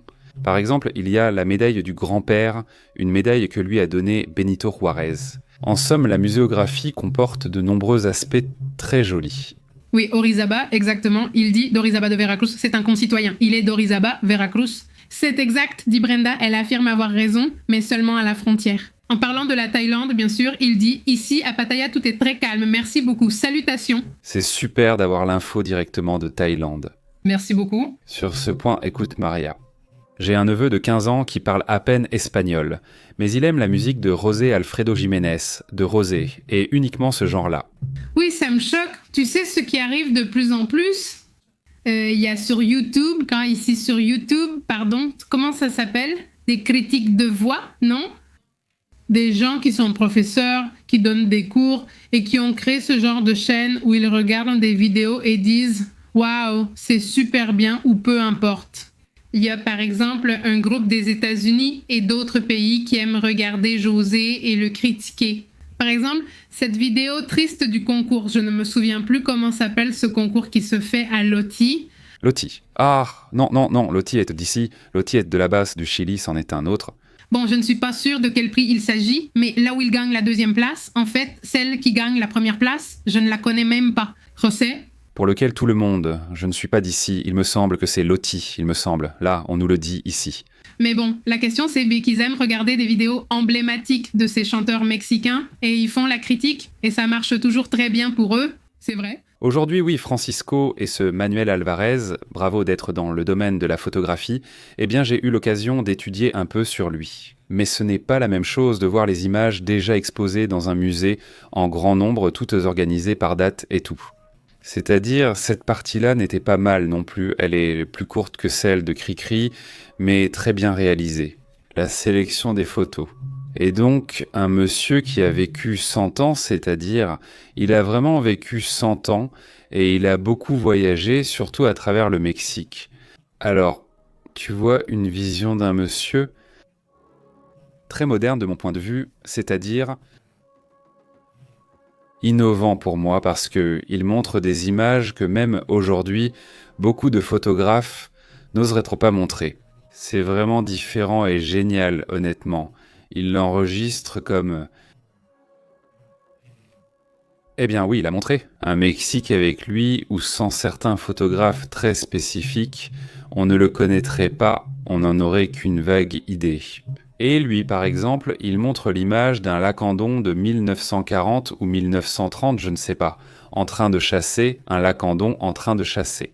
Bien avant tous les problèmes au Chiapas et tout ça. Impressionnant, vraiment, l'image est très belle et tout ça. Il y a beaucoup de détails de ce genre qui sont vraiment très intéressants. Dit Patrita, je viens tout juste de commencer la série Vikings. Oh, tu vas adorer. C'est-à-dire, on est en forme aujourd'hui, quelqu'un qui regarde Vikings, qui regarde. Il y a aussi celle de Pluribus.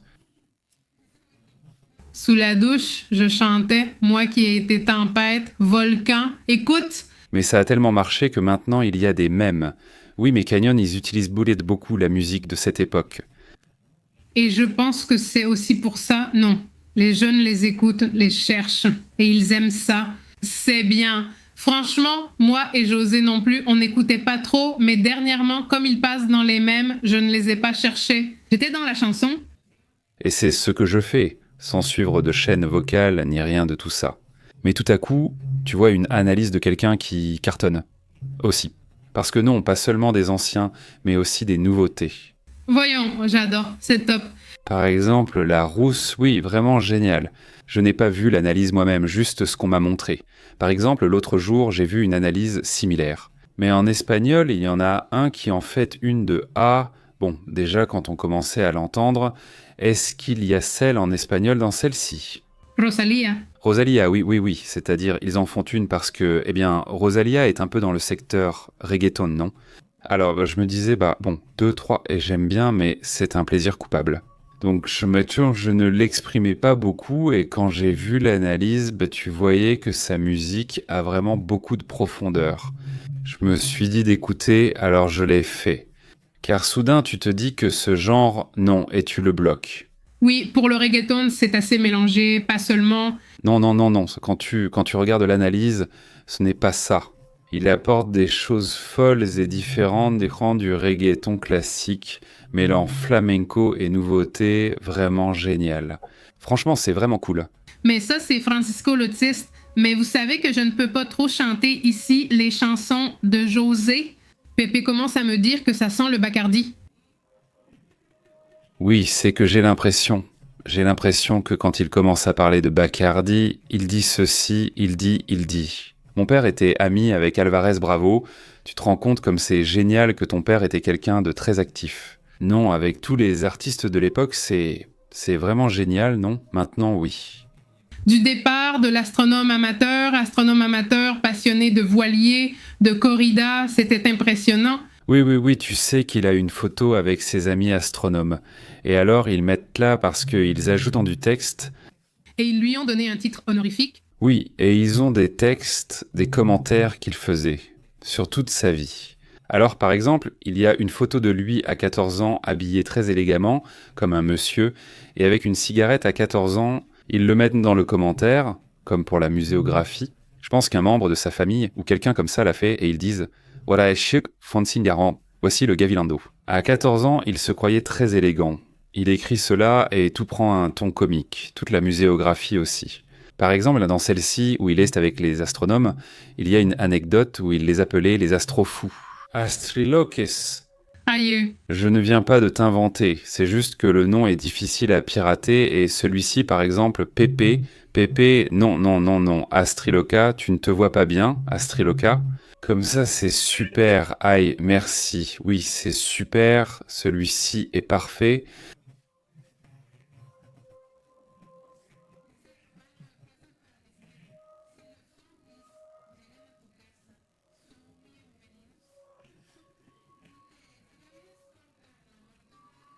Oui.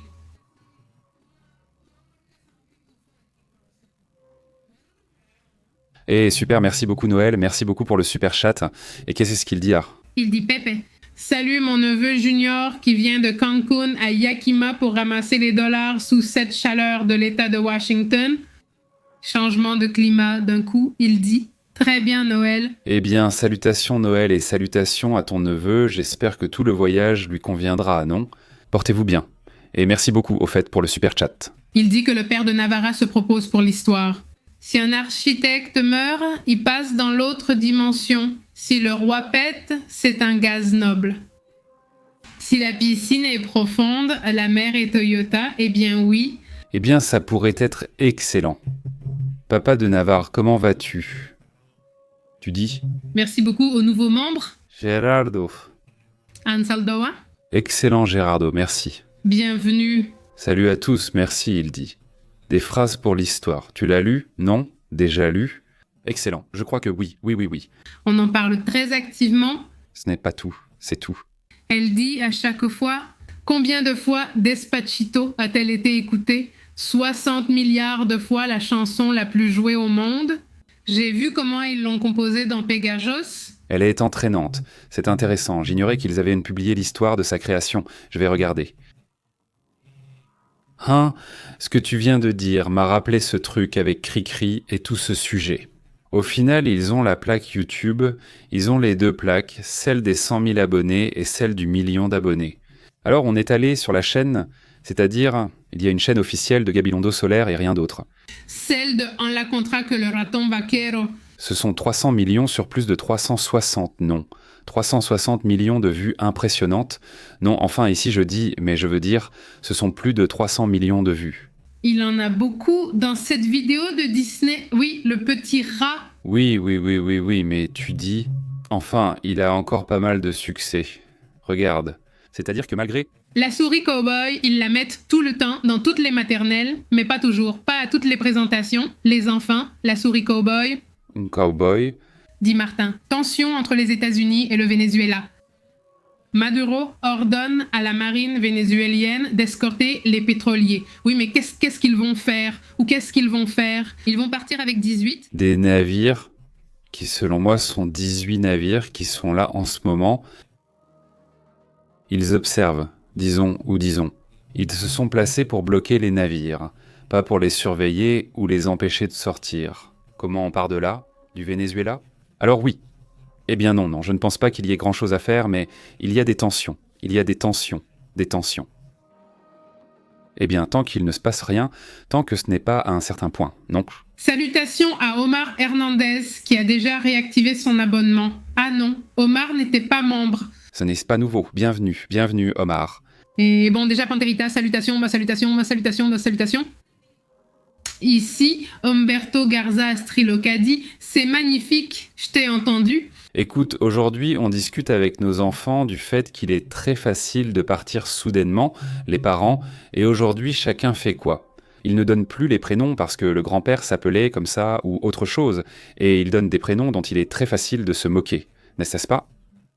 Il explique qu'ils ont soumis les prénoms à environ 20 000 tests de moquerie, harcèlement et plaisanterie pour les sélectionner, pour qu'ils ne soient même pas autant.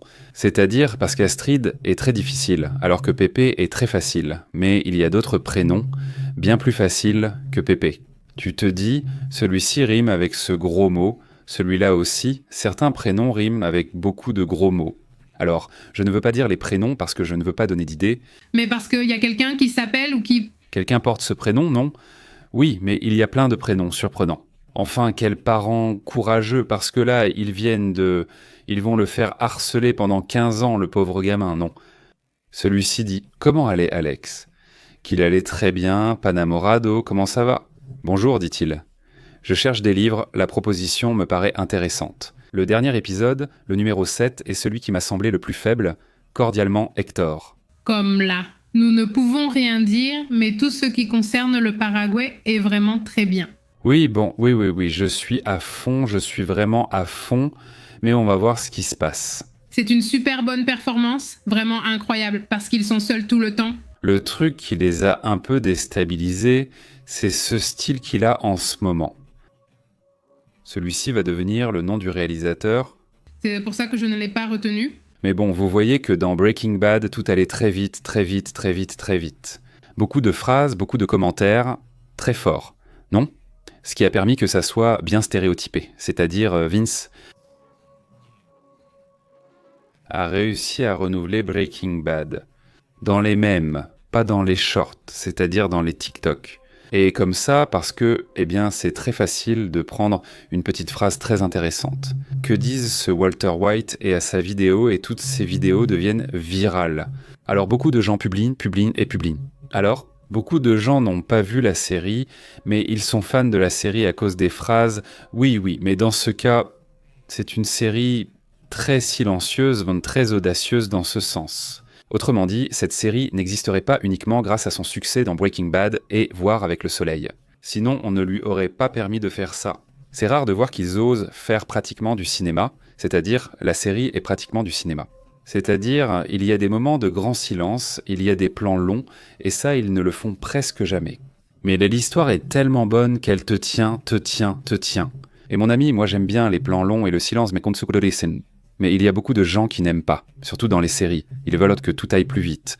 Alors, d'un coup, je ne sais pas si ça a dérangé certains, si ça leur a fait bizarre, mais pour certaines personnes, oui. Je ne veux pas spoiler, donc on va s'arrêter là, parce que sinon je vais dire des choses que vous allez voir. Mais c'est bien que tu sois en train de regarder, Salutations jusqu'au Costa Rica, et j'espère que la série continuera à bien marcher. Adam Pérez dit « Je vends des disques vinyles et ceux de José, Luis, Miguel, Amanda, Miguel, Léo, Dan, Rocio Durcan, Los Panchos, Pedro Infante et d'autres sont des artistes que même les enfants et les jeunes me les achètent. » Ceux-là, regarde, c'est intéressant. Et autre chose, par exemple, il y a une série, Pas Mentiras, avec beaucoup de chansons, notamment des années 80. Oh là là, tout le monde les avait, non? Moi aussi, je les chantais sans arrêt, car elles étaient excellentes. Les paroles disent qu'il faut organiser pour la fin de l'année les prix Pepe Nauta pour les plus remarqués du chat. Écoute, tu sais quoi, oui. Ce serait bien d'avoir le prix du plus bavard. Qu'est-ce que vous voulez d'autre? Le controversé. Le controversé. Le plus drôle. Ah. Eh bien... Comme ça? Oui, bien sûr. Oui, bien sûr. Oui, ça se fait. Les prix Pepe Nauta? Les Pepe Nautas, c'est top. Merci François, oui, ça se fait. Alex? Pardon Alex, alors Alex, qu'est-ce que je dis? Je dis François, parce que François, c'est lui qui utilise presque toujours la phrase Pepe Nauta. Je l'ai donc vite identifié, mais non, c'est Alex qui a dit « le mieux c'est », d'accord. Il dit « Salutations à François. Si quelqu'un n'a pas dansé la souris cowboy lors des festivals de la fête des mères, je sais... » Bien sûr, oui. Mais bon, ça va. Je pense qu'ils vont bientôt changer la génération des enseignants. Non, ils ne vont plus mettre ça. Tu penses qu'ils vont plutôt faire un rappeur comme ça? Hein? Eh ben oui, il y a eu des cas d'enseignants qui, vraiment, incroyables. Non, je veux dire, mais la souris cowboy, je veux dire... Ah, la version rappeuse, oui. Quelque chose comme ça, non? Comment vas-tu? C'est fou ce qu'il a fait. Alerte à Malibu. Brian et Brandon partout. Oui, c'est impressionnant qu'à ce jour, Brian et Brandon... Oui, avez-vous remarqué que chaque fois qu'ils ont quelqu'un, il s'appelle Brian ou Brandon? Mais il s'avère que c'est un faux nom que tout le monde utilise pour ne pas donner son vrai nom. c'est devenu une habitude aussi. Donc tous les Brian qu'ils ont ne s'appellent pas vraiment Brian, Ce Brian? Ah, eh bien comme ça, tout simplement. dit Noël Mendoza. Le temps a changé et il s'est mis à faire vraiment froid, raconte Noël depuis Washington. Et il faisait comme l'été, très étrange pour cette période à Yakima. Et l'année dernière, il était déjà tombé de la neige et le monde se réchauffe. Oui, Oui, c'est ça, fou, oui, c'est fou, salut. Eh bien, il semble que le mauvais temps continue là-bas. Mais plutôt avec du vent et de la pluie, il ne semble pas que ce soit autre chose. Voyons comment ça se passe. Salutations à Washington. Il affirme que l'épisode 7 est le meilleur de la prépa et du vol. Oui, Chavot est aussi d'accord avec toi. Oui, c'est que pour moi, tous ceux qui sont vraiment... ça m'enthousiasme. Parce que ce sont des séries que tu trouveras rarement. Oui, c'est plus que oui, non, oui. presque non. Alors oui, elle est super bonne et voilà. Et j'espère que vous avez trouvé celle que vous a recommandée Astrid de L. Comment ça s'appelle? L'aile de l'effondrement. L'effondrement? Oui. C'est très bon, dit papa. Il ne dit pas pot, pot. Violette, il dit. Pluribus a déjà été renouvelé pour une 2e saison. Excellent. Cela suppose qu'ils sont 3, non? Vu le succès, oui. Bien sûr, oui. Et c'est déjà en espagnol sur Netflix en parlant de Breaking Bad. Et Zarate dit, moi non, moi je n'ai pas aimé Breaking Bad. Ah, D'accord. qu'as-tu vraiment vu Zarate? Oui, parce qu'au début, je sais, c'est un peu étrange de voir cet acteur dans le rôle de Walter Wilde. Mais à un moment donné, tu te rends compte que ça décolle. Je regardais un YouTuber qui réagissait à cette série. Hein, c'est quoi le nom de l'animé avec 1000 épisodes? Ah oui, celle du garçon au chapeau. Oui. Oui, ce PMPM, oh, j'ai oublié son nom. Non, la génération 102. Oui, je me souviens, oui. Oui. C'est le Virata, celui-ci. Non, celui-ci.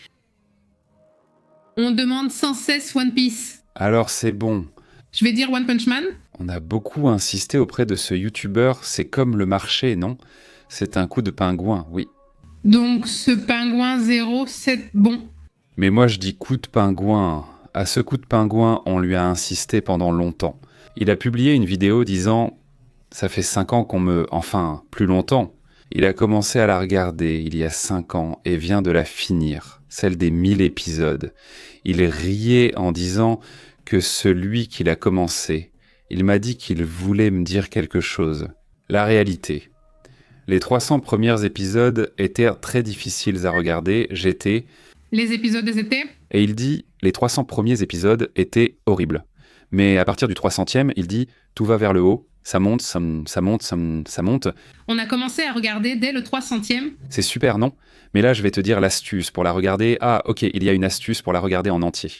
En fait, j'ai oublié de le dire ici aux autres, mais bon, le point c'est qu'il dit qu'à partir du chapitre 300, ça commence à monter, ça commence à s'améliorer. Il dit, et ce n'est pas parce qu'on lui disait que c'était le syndrome de Stockholm. Ah oui, bien sûr, oui. Que ça arrive, ça. Ça a duré si longtemps, non? Il dit. Non, vraiment, il dit. C'est que à partir de là, l'histoire change complètement. C'est-à-dire que les arcs de l'histoire changent, les personnages s'améliorent. C'est-à-dire, il dit comme s'il s'était passé quelque chose chez l'auteur. Et le gars s'est rendu compte qu'il faisait n'importe quoi, hein? Dès 300, 301, ça grimpe en flèche. La série dit donc que c'est très bien à partir de là, mais... Eh bien, le problème avec celle-ci, avec ces séries pas aussi longues que celle-là, c'est qu'il ne peut pas les regarder. Il y a une astuce que les fans ont commencé à faire des résumés. Alors, Imagine que tu peux faire le résumé de la saison. 1, oui.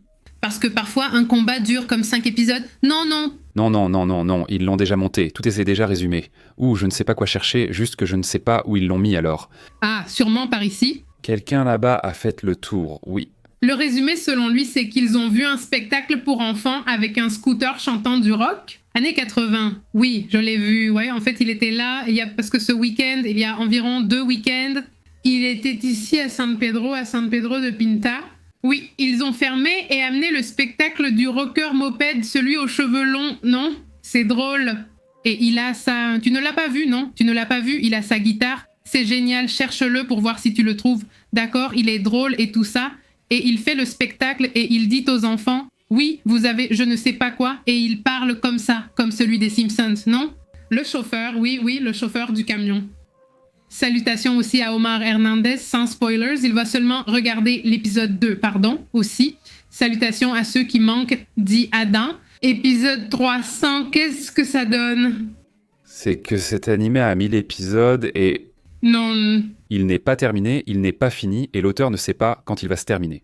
Il n'y a ni date ni méthode précise, la fin reste indéterminée.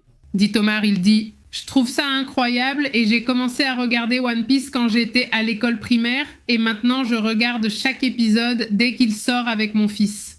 Imagine, Il a grandi avec toi. imagine. Enfin, Marilena dit « Quelle belle époque, celle de Cricri. Passons la nuit. Comment c'était, Marilena ?» Salutations à Tehuapucan et Puebla EMA salutations, Wilkoff. Il mentionne le syndrome de Clark puis de Stockholm. J'ai adoré. Oui. Bien sûr, le syndrome du oui, parce que ça nous arrive souvent, n'est-ce pas? Avant, ça arrivait beaucoup, je crois, quand on n'avait pas autant d'options. Eh bien, quand on regardait des séries et qu'on se disait que ce n'était pas si bien, mais on s'asseyait quand même pour les regarder. Oui. Mais maintenant, Pépé et moi savons déjà que le film n'est pas bon. Les 20 premières minutes, je ne sais pas. Au revoir, adieu. Il y a beaucoup d'options, n'est-ce pas? Oui, maintenant on coupe. Et les séries, ou les séries aussi. On leur en donne deux. Oui, c'est qu'elle est très recommandée. Oui, bon, si deux, sinon même pas deux. Mais par exemple, dans celle de He-Man, par exemple, enfant, je me souvenais bien des Thundercuts, He-Man, etc. Mais en les revoyant, j'ai trouvé ces dessins animés vraiment horribles. Et en fait, elles sont très lentes. Très lentes. Tout se passe et puis c'est toujours la même chose, tout pareil, toujours la même chose. Des enfantillages encore et encore. J'ai dit non, il n'y a rien. En fait, ils les ont créés juste pour vendre des jouets. Non, il n'y avait pas vraiment de volonté de l'auteur, non. Ils ont juste dit « Hé, on veut vendre ces figurines, fais une histoire, et voilà. » Oui, l'enfant en profitait, mais non, c'est bien pour ça. Maintenant, quand tu regardes les dessins animés des gamins d'aujourd'hui, les dessins animés pour enfants sont excellents. Les histoires, là, sont vraiment complètes. Il y a un ordre, une évolution du personnage, pas comme pour nous, où c'était toujours le même. La même chose se répétait encore et encore, bien sûr, c'était lassant. Ce papa peut vérifier sans Vancouver, il a déjà neigé, dit Tapatia. Ah, bien sûr, laisse-moi vérifier. Dit ce Jotam. Il dit alors le 3 et Atlas à plusieurs millions d'années. Eh bien. C'est-à-dire, oui, mais c'est censé être des milliards d'années. En fait, on parle d'une quantité vraiment énorme. Oui, si les calculs qu'ils font sont corrects, eh bien ce serait plus d'années que la Terre elle-même. C'est-à-dire, si c'est comme ça, ce serait, je veux dire, en supposant que tout soit selon le concept dont on a parlé, que ce soit une comète, qu'elle vienne de tel endroit. C'est-à-dire, en supposant que tout soit correct, eh bien ce serait, disent-ils, de 7000 à 10 000 ans presque à la création de l'univers. C'est-à-dire beaucoup trop ancien, supposément. Non, alors oui, c'est vraiment fou. Regarde déjà, avant que si, qu'il neige ou non, ce que je peux surtout voir, c'est s'il va neiger. Mais pour le passé, il me semble que je n'ai pas l'option, laisse-moi vérifier. Mais ce que je vois, c'est toute cette zone, pratiquement. C'est-à-dire tout ce qui est Vancouver, Victoria et même Seattle, et bon, même jusqu'à Washington, etc. Eh bien, il va neiger. C'est-à-dire, si tu regardes seulement d'ici au 25, ou si tu vas directement à Vancouver, enfin, ça dépend du point, mais là, ça indique d'ici au 25... Désolé, mais ici, ça m'indique de la pluie, mais je me dis, allons vers la nouvelle neige, 49 cm de neige. Regarde, c'est-à-dire, voilà, d'ici au 25, c'est ce que ça indique. C'est-à-dire de la nouvelle neige, n'est-ce pas? Donc il y a peut-être déjà de la neige. Mais oui, qu'il va y en avoir, eh bien selon ça, il va y en avoir, je veux dire, ça dépend de la zone. Tu vois comment ça indique de 30 à 60 cm de neige. Si c'est plus près de la côte, c'est 29. Si c'est plus à l'intérieur, disons, eh bien ça indique déjà plus de neige, non? Ou si c'est, eh bien, énorme, voilà le truc, non? Et plus ou moins, toute la zone est pareille, c'est-à-dire, tu vois, que ce soit ici ou déjà vers les montagnes et tout, il pourrait t'aller en parler, non? Là-bas, il y a bien plus de neige, mais c'est ce qu'on voit. Tapatia, eh bien, tu vas me manquer, mais je pense que la neige, non, dit-il. Ils ont fait un film sur Cricri, à la fin, ils présentent le vrai Cricri, dans un hommage très émouvant qu'ils lui ont rendu. Ah, c'est fou, c'est vraiment fou, dit-il. Je n'ai jamais compris Candy, dit Alex qu'il peut aller à Candy. Candy est un dessin animé, un anime japonais. Ce n'était pas une fille qui avait une vie vraiment difficile presque tout le temps, non, et tout le monde profitait d'elle. Oui, même à la fin, c'est triste. Franchement, la pauvre fille... Oui, Tu m'as cherché, moi on me protège. Avec quoi c'était? Qu'il avait un raton laveur? Oui. C'était une petite fille orpheline qui vivait dans la maison de Polly, c'était le nom de l'endroit, et elle a été adoptée par une famille riche. Les petits-enfants, peut-être les cousins, la traitent souvent très mal, comme la rimée, la maudite, et elle part étudier. C'est un vrai feuilleton. Oui, c'est un vrai feuilleton, elle ne suit pas d'études d'infirmière, la Première Guerre mondiale débute. Non, ça ne se passe pas mal pour elle.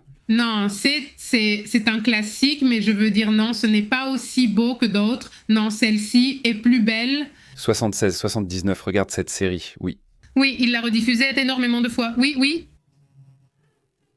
C'est Susanna Klein qui dit ça, la chanteuse est décédée. C'est Candy ou pas? Non, elle est Lamy. Lamy, c'est une autre fille riche. La tortue. Oui, dit Rémi très triste. Rémi est encore plus triste. Je ne pense pas que celle-là, je n'ai pas eu l'occasion de la voir. Mais mon grand frère, qui a environ 8 ans de plus que moi, est super fan de Rémi. Il l'était, mais je ne pense plus qu'il soit fan, dit Rémi. C'en est une autre que je n'ai pas comprise. Ceux qui savent disent que je suis toujours sur le chat Tapateceros Tapateo. Dit Rémi, dit-il. L'enfant de personne est une série d'animés célèbres, produite et réalisée par le studio Tokyo Movie Shinsha, et diffusée en entier. 51 épisodes entre 1977 et 1978. Tu regardes les animes de cette époque, non? C'est-à-dire, c'est incroyable, non? Enfin, oui, ils produisent des animes depuis longtemps pour nous. Il me demande si j'aime les dessins animés. Et toi, que regardais-tu, enfant? Es-tu déjà un homme du monde? Depuis que je suis enfant, je sais que ma série préférée était une vieille série. J'ai vu la nouvelle. Les Thunderbirds de l'espace. Ça, c'était vraiment une série, Thunderbirds. Thunderbirds, oui, je la connais maintenant. Oui, celui-là me plaît, enfin, moi j'aimais bien à l'époque Musclor et tout ça. L'autre, celle du cow-boy galactique aussi. Et les autres, les cow-boys aussi, les cow-boys qui sont dans l'espace du cœur. Oui, bien sûr, ils sont bons aussi. Oui. On revient sur ce sujet, dit Omar. J'essaie de convaincre ma femme de regarder la tombe. Oh, Omar, pourquoi tu fais ça à ta femme? Ah, nous y sommes, je l'aime. Je veux qu'il la regarde, et je comprends, parce que moi aussi je veux qu'il la regarde, pour qu'il ressente ce que j'ai ressenti. Mais c'est que c'est très beau aussi, c'est beau et très triste, oui. Et quand tu apprends que l'autre jour, Christy Krantz nous a dit que c'est basé sur la vie de quelqu'un, j'ai dit « Oh, eh bien, ça m'a donné envie de parler. » Qui dit que c'est bien, dur, oui. Ouais. L'autre jour, je leur ai montré une vidéo de Pépé enfant qui la regarde et il pleure. Et les amis sont là, pourquoi moi? Là, la maman. La maman et les amis, il faut aussi que les petits amis soient là. Et elle demande « Pourquoi tu pleures ?» Elle dit « Arrête de la regarder si ça te fait pleurer. » Il dit « Non, c'est pour apprécier la vie, oui. » Et l'enfant, en pleurant, dit « C'est pour apprécier la vie. Tu vois, tu refuses. » Cet enfant a une très grande maturité émotionnelle. Et oui, non, c'est comme ça. C'est-à-dire Oui, c'est-à-dire oui. Aussi comme c'est impressionnant. C'est pour ça que quand il y a des gens, je sens que c'est aussi un peu ce que font les infos. Quand tu regardes les infos, franchement, j'apprécie plus la vie. Oui, bien sûr, quand tu te dis que tu ne vis pas ce que vivent les gens dans tel ou tel pays. Je me dis que avec tous ces reportages, tu finis par être vraiment reconnaissant d'avoir seulement tes propres problèmes et tes galères. Mes problèmes sont minimes comparés à ce que vivent les gens dans tel pays ou dans l'autre pays. Oui, dit ce Don Gato. Don Gato, c'est vraiment le meilleur, vraiment. Don Gato et Pierre Caillou, ils l'ont sur Homebox Office Max et nous l'avons regardé avec le plus jeune et il a adoré. Oui, il a aimé. Oui, c'est parce que c'est vraiment cool. Oui, en gros, c'est comme eux. Enfin, comment il s'appelle, Benito? Mais ce sont des Norbers, enfin des marionnettes, ou quoi? Ils sont un peu flippants? Oui, ils sont un peu flippants. Oh là là, ça ne vous plaisait pas? Ils sont flippants, on dit. C'est aussi l'époque où ils utilisaient cette technique d'utiliser des poupées dans plusieurs séries. Un peu, c'est vrai. Ce petit panthère, il est vieux. C'est vrai, oui, sérieusement, vraiment. J'avais toujours 3 paires de chaussures en plus. Littéralement, je n'ai pas de chaussures. Vraiment, mec, oui, j'ai besoin de ce genre. Non, je n'ai pas de chaussures. Oui, de ville. Si je dois aller à un enterrement, je devrais avoir des chaussures noires. Mais je n'en ai pas. Toute ma vie, j'ai détesté ces chaussures. Je n'aimais pas ça, non, rien, si je pouvais, non. Et maintenant, le fils aîné porte des chaussures toute la journée, des chaussures d'école. Et moi comme ça. C'est-à-dire pourquoi ? Pourquoi? Pourquoi tu portes des chaussures ? Pour moi, c'est une punition. Franchement, elles ne sont même pas top. Je les aime beaucoup et moi je me dis « Ah bon, tant mieux, c'est bien, et si ça te plaît, tant mieux. » Mais pour moi, c'est juste... Bon, chacun a ses idées, ses délires. Ils ne sont pas trop fous. Et oui, enfin, ils aiment beaucoup s'habiller, avec une chemise, s'habiller je ne sais pas comment. Et les parents, négligés, mal habillés, non ? Et avec la chemise de la marque des rockers, avec des pantalons tout larges, je ne vais pas le porter cette saison d'hiver, parce que maintenant, ce sont les filles qui les portent. Celui-là, oui, Cabernet, comme dit son fils, le... Pulgoso, qui est le chien. Pas le chien. Le chien qui rit, oui. Eh bien, à l'école, on me disait que j'avais la toux de Pulgoso quand j'attrapais la toux d'hiver, peu importe, et que je toussais, je sais comment je toussais, et on me disait, je ne sais pas si c'était un professeur, je ne sais pas si c'était une petite bête. Oui, ouais. Mandibuline, Robothèse, des hommes qui sont là, plein. Moi, Robothèse, je l'ai connu grâce à des cousins. Non, je ne connaissais pas. Je pense que seulement la série ou le film, mais j'ai connu le jouet grâce à des cousins et je l'adorais. Perdu dans l'espace qui... C'est Benny Sébastien, hein? Benny Sébastien? Je ne sais pas qui c'est. Sébastien ? Pushy, ah, c'est le petit chien, n'est-ce pas? Pushy, c'est le petit chien. Mais Benny Sébastien, je ne sais pas qui c'est. Oui, Perdu dans l'espace, elle est super. Mais il ne parle pas de la série qu'on a vue? Non. Non, mais il l'a rediffusée. Oui, il l'a rediffusée, oui. Oui. Oui, c'est qu'elle est passée sur le câble. Ah, tu en avais? Oui, ils disent. Moi, enfant, je n'ai rien donné car je ne me battais pas. On ne m'attachait pas les mains. Mais ce n'est pas normal non plus d'attacher les mains. Mais il faisait attention à moi, quand quelque chose se cassait, quand il y avait une coupure de courant ou quand un tuyau d'eau ou une vitre se brisait. Très rarement, presque jamais, ils m'ont grondé en disant que c'était bien. Bien. Et moi, maman, on me grondait tout le temps, sévèrement, avec des fessées et tout, vraiment. Oui, non, moi non, je n'ai pas vécu ça. Il dit dans un commentaire. Il dit... Je lui ai mis des dessins animés, il dit des vieux. À Jonas et au Supersonic, il n'a même pas prêté attention, habitué au drone rouge. Oui, pour lui, c'est tout à fait normal. Il dit qu'il adore les pierres à feu, Tom et Jerry, Bugs Bunny. Ah, regarde, bon, oui, mets-lui pour voir. Pour voir si ça marche avec ce Mickey Mouse, mais celles qui sont les Eaters... Les anciennes, oui, non. Les meilleures sont les nouvelles. Les anciennes. Allez, ces cours-là. Celles-là sont excellentes. Elles sont neuves. Elles sont neuves. Les nouveaux courts-métrages de Mickey Mouse sont un peu grossiers. Je leur donnerai un petit côté vieux, ouais, mais en réalité, elles sont neuves. Oui. Celle des Magnanitas est vraiment géniale. La pièce, non. Celle-là, non. Celle-là, c'est... C'est pour les vieilles, c'en est une autre. Non, c'est encore plus ancien, comme les Chinois. Ah, D'accord, il a seulement cette teinte. c'est la blague, elle est excellente. Il dit ceci, il dit. Et attendez que vos enfants arrivent avec leur petit ami. Moi, je ne vois même pas quand ça arrivera. Oui, c'est autre chose aussi. C'est comme si la façon maintenant de De draguer, c'est de... draguer, ça n'est pas très... Par exemple, les boîtes de nuit, c'était là où on allait draguer. Maintenant, ça n'attire plus autant les jeunes. Non, ils n'y vont plus autant, non? Non. Elle dit. Très différente, vraiment très différente, c'est-à-dire une génération différente. Donc ça a vraiment beaucoup changé. Rien du tout, je dirais rien du tout. Roblox, j'ai une amie qui danse comme l'oiseau dodo. Et même si elle veut améliorer sa danse, elle reste toujours la même. Dodo. Hé, Rublox, je me suis souvenu. Bon, si tu as vu la série de ce Seinfeld, il y a une personne nommée Hélène, cherche-la. Hélène danse ainsi, comme elle fait, elle danse ainsi. Et toute raide, je ne sais pas comment ils font bien, c'est drôle, dit Fernando Gutiérrez. Comme des blagues de conte. Comme le dit la caricature de Calabozos y Dragones. Elle était excellente, Fernando. Moi, j'adorais ce dessin animé parce qu'en plus, mon grand frère en avait. Les livres, où tu décides ce que tu vas faire et tu vas à différents points du livre pour que ta version de l'histoire change. Mais là, c'était le dessin animé Donjons et Dragons. Chaque fois qu'ils avaient l'occasion de retourner dans leur monde, non. Quelque chose se passait et ils ne pouvaient pas. C'était génial, j'ai adoré. J'aime celle qu'ils ont sortie, qui est Donjons et Dragons. Donjons, non. Quelque chose, oui, Donjons et Dragons, oui. Donjons et Dragons, rien à voir avec l'autre, mais c'est très bien. Mais oui, c'est moi. Je la connais seulement grâce à toi, sinon non. Ton chien ne l'a pas vu? Je n'ai pas vu, dit. Et s'il y a des bulles, il y en a, dit-il. Ce que tu ne voudrais pas chez toi, tu dois avoir ce classique. Dit-elle. Marisol Garcia dit « J'ai vu une série très triste sur une abeille. »« Ah oui, la petite abeille de méthane. » Dit-elle. Non, l'abeille Maya, tout lui arrivait, comme la grenouille de méthane à qui tout arrivait aussi. Oui, c'était un drame après l'autre à chaque épisode, raconte-t-elle. C'était un dessin animé diffusé sur la chaîne 11 ou la 3 avant Inmevision. Oui, d'accord. Oui.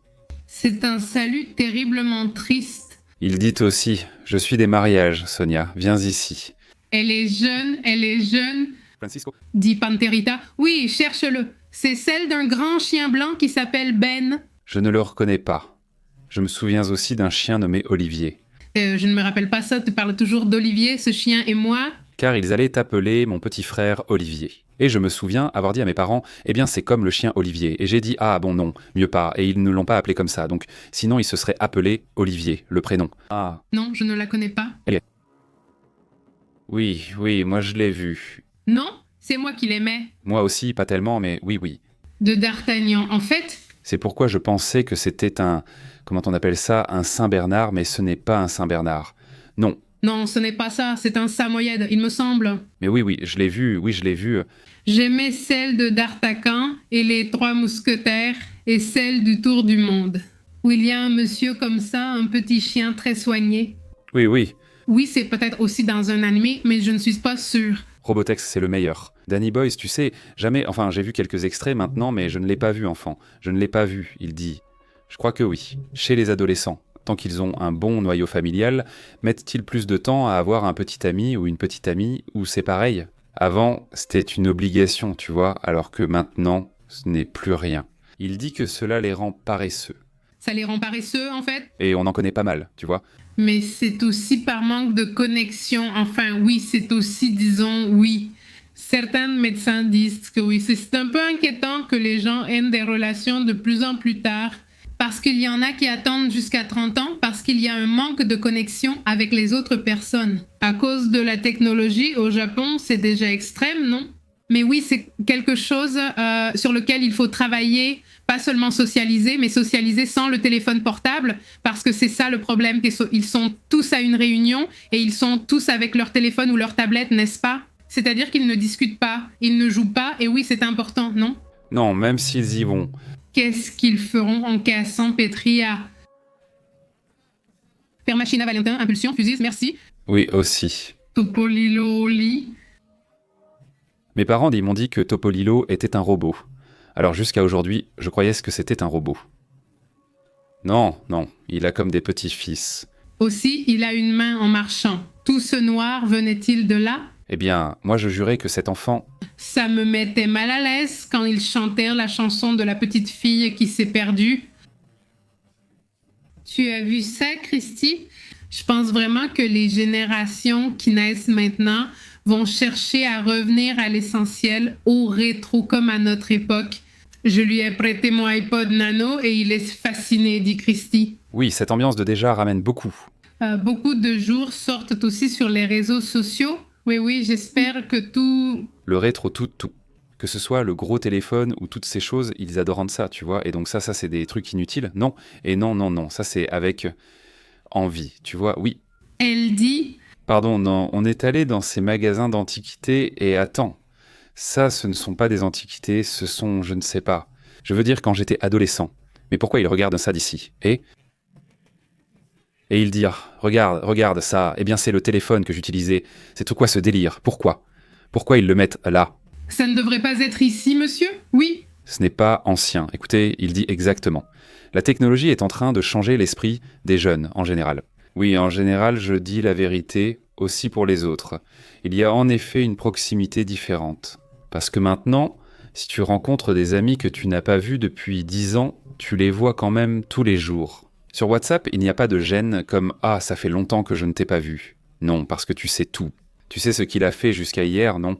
Donc, en gros, curieusement, la connexion se maintient, même s'il n'y a presque pas vraiment de contact. C'est ça, non? Dit Marisol. J'ai toujours voulu avoir ma propre robotina. Si je suis encore en vie, dans les 15 prochaines années, je réaliserai mes rêves. Marisol. Oui, oui. Tout ce truc-là se rapproche de plus en plus. Bien sûr que tu seras en vie dans 15 ans, Marisol. Au fait, cette entreprise de fête, elle a fait faillite, vous ne le saviez pas. J'imagine bien qu'elle a fait faillite. C'est pour ça qu'il y avait beaucoup d'offres. Il y en avait plein tout à l'heure, tu te souviens qu'on nous en a parlé il n'y a pas longtemps. J'ai réussi à avoir la fête à un super prix. Eh bien, l'entreprise a fait faillite. L'entreprise a fait faillite, mais elle a déjà été rachetée. Elle a été absorbée par une entreprise chinoise. Donc je suppose que les fêtes vont baisser de prix. Enfin, je suppose qu'elles vont baisser de prix. Mais maintenant, ce seront les Chinois qui vont les fabriquer. Je crois qu'ils le faisaient en déjà, non ? Cette fois, ce sera officiel. Ce n'est pas une entreprise chinoise. Celle des fêtes reste bon marché. Non, ce n'est pas une fête. Ok, mais bon, oui, enfin comme les fêtes sont. Enfin, elles étaient, je ne sais pas maintenant, mais elles sont super bon marché.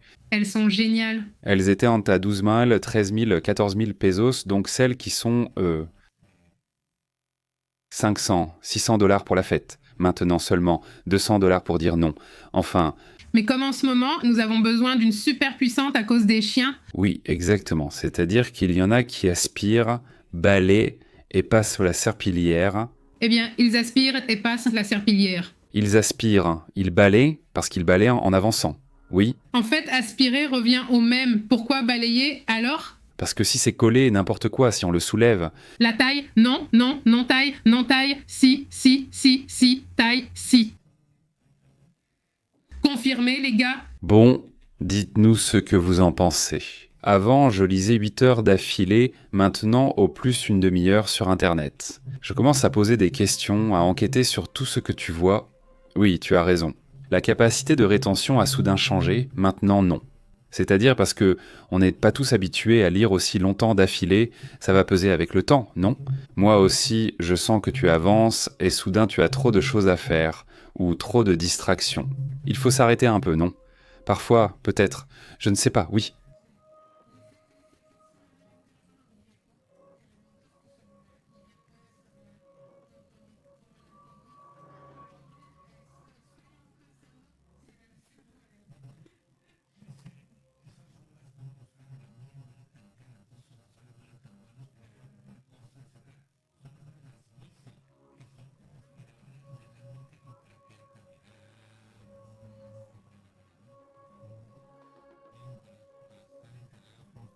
C'est comme ça qu'on écrit Bissell? Bicel, Avec 2 S? double S, Double L. C'est un aspirateur. Ah, mais c'est moi qui dois faire le travail. Christina Hombre? veut-on une robotina ? Christina, oui. Je veux juste le lancer le soir pour qu'il le fasse. Parce que tu vois, on a un tout petit problème qui n'est rien, ce n'est rien comparé au problème du monde, mais l'étage de dessous est très curieux. C'est-à-dire, je balaye littéralement, je passe la serpillière, et 5 minutes après, on voit déjà une petite tache, un cheveu. C'est-à-dire, non, je ne peux pas vivre tranquillement, tu vois? Il dit « Beaucoup de jeunes ne peuvent pas se concentrer 5 minutes. » En fait, oui, il y a un groupe qui a ça, et il y a un autre groupe que je vois.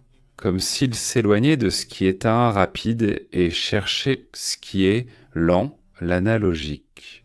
Même, Ici, il est mentionné Marisol Rumba, aspirateur automatique, mais j'ai déjà celui qui balaye, aspire et lave. Quand je l'aurai essayé, je vous dirai comment ça s'est passé. Si les prix commencent déjà à baisser, oui, il y en a une en ce moment qui est passée de 8 à, je crois, 3 ou 4. c'est pour ça qu'il dit qu'il faut l'appeler appel en direct. Oui, comme ça, non. Parce que l'appel va l'afficher. C'est ce que j'allais justement te dire ? Oui, on ne peut pas toujours faire ça, c'est une agence de presse. Ça va sembler comme s'il disait substitution de marque ou autre chose étrange, mais oui. Mais merci pour l'idée. Wilco, ce serait sympa. Mais là, c'est écrit sur la bannière, c'est écrit présenté par Astrid. Non, vous dites, comment ça va, Benedicto Panterita ? Marisol dit, elle dit d'accord. J'ai marché jusqu'à 10 km pour aller voir une fille, dit-il. Tu l'as déjà fait avant, vraiment? Oui. Je me souviens que mon premier petit ami, je crois que je le voyais chaque dimanche. Et on était au lycée, non? Mais c'était du genre, va au centre parce qu'on se voyait au centre-ville et ensuite on se promenait à partir de là. Non, en gros tu faisais juste un tour dans le centre de Monterrey, mais oui c'était tout un truc, tu ne sortais pas vraiment. Et ben Pépé, lui, il avait des petits amis dans presque chaque quartier, chaque village. À partir de là... Dans chaque village. Il disait. Je pensais aussi qu'il valait mieux que la machine le fasse, mais pour qu'elle nettoie vraiment, il faut soulever les objets pour qu'elle ne se coince pas et n'abîme pas sa carte. Il y a déjà une Christina, si tu l'as vue, avec un petit bras. Elle n'est pas encore sortie à la vente. Ah d'accord, moi. Je l'ai vue sur... L'épreuve. Oui, mais ça va sortir. Enfin, l'idée c'est que ça sorte maintenant. Bon. Ils s'en vont. Elle va enlever des chaussettes et des trucs, mais nous, on n'a pas vraiment de tapis. Donc, le plus compliqué serait, de déplacer un câble, mais tous nos câbles sont en hauteur à cause des chiens, dit Christina. Non, dit Tapatia. J'ai vu un bébé il y a 6 mois dans la rue avec un portable et ses parents se fâchent beaucoup. Ils lui lancent le téléphone pour qu'il ne les dérange pas. Oui, non, ça oui, non. Oui, c'est une mauvaise habitude. Oui, non, ça non. Parce que si c'est là, si ça te laisse là, le cerveau est affecté. Oui, parce qu'il est encore en développement et on peut récupérer. Au final, les enfants ont encore un cerveau avec beaucoup de plasticité. On peut récupérer, mais il faut leur enlever. Enfin, ça ne peut pas être ça. Pepe Milamores. Dit Pepe Milamores, Pepe. Oui, c'était... Vous avez vu qu'il draguait beaucoup? Eh bien, c'est ça, parce qu'il draguait beaucoup quand il était jeune. Celui-là, non. Parce qu'il est attaché. C'était. Ne dites pas que vous n'avez pas vu. Mais c'était que vous n'avez pas vu, non? Non, pas celui-là. Moins exagéré, mais dit Pépé, il disait que c'était comme un marin, vous n'avez pas vu chaque porte et cap. Dans chaque village, dit François, même dans de nombreuses villes, il dit. Et il y a des années, je disais ça à mes amis que j'achèterais une voiture quand elle serait autonome et il riait. Il dit qu'il ne manque plus grand-chose pour l'acheter. Il ne manque plus grand-chose. Oui, en vérité, elles se conduisent déjà toutes seules. Ici au Mexique, ils ne les ont pas acceptées. Non, pas encore, mais ça ne va pas tarder. Et je ne sais pas si c'est vraiment une bonne chose parce que Tesla a pas mal de procès en cours. Mais si tu calcules le nombre d'accidents, il y a quelques années, c'était comme ça, je ne sais pas, maintenant, en moyenne, il y avait quand même beaucoup moins d'accidents. Moi, mais je pense que si tu conduis, tu dois quand même rester à côté du volant. Il n'y avait pas beaucoup d'irresponsabilité. Là aussi, il y avait des gars qui passaient de l'autre côté parce qu'ils s'enregistraient à part, c'est-à-dire qu'ils passaient du côté passager, s'endormaient, regardaient des films. Non, mais c'est que... Les gens deviennent fous. Bon, les gars... N'oubliez pas que nous sommes sur WhatsApp et sur Telegram et nous vous envoyons la notification des envois. Si dans ma famille, il y a un bébé de 5 mois, c'est quelque chose que nous faisons tous attention à éviter. Oui, exactement. Oui. Oui. Par exemple, dans ma génération, on photographiait beaucoup nos enfants pour chaque petite chose. La nouvelle génération de parents ne partage plus ses enfants sur les réseaux sociaux. Certains continueront ainsi. Quelques-uns le feront encore comme ça. Une photo de temps en temps, mais pas toutes les 5 secondes.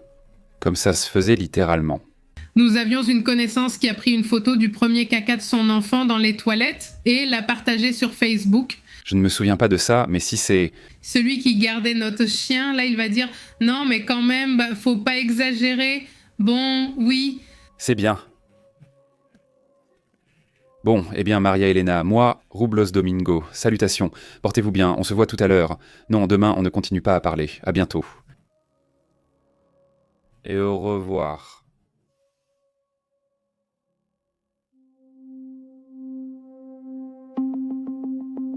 Merci d'avoir regardé le journal PP en direct, où les événements de la planète Terre et les secrets de l'espace extérieur sont analysés comme nulle part ailleurs. Merci de vous être abonné.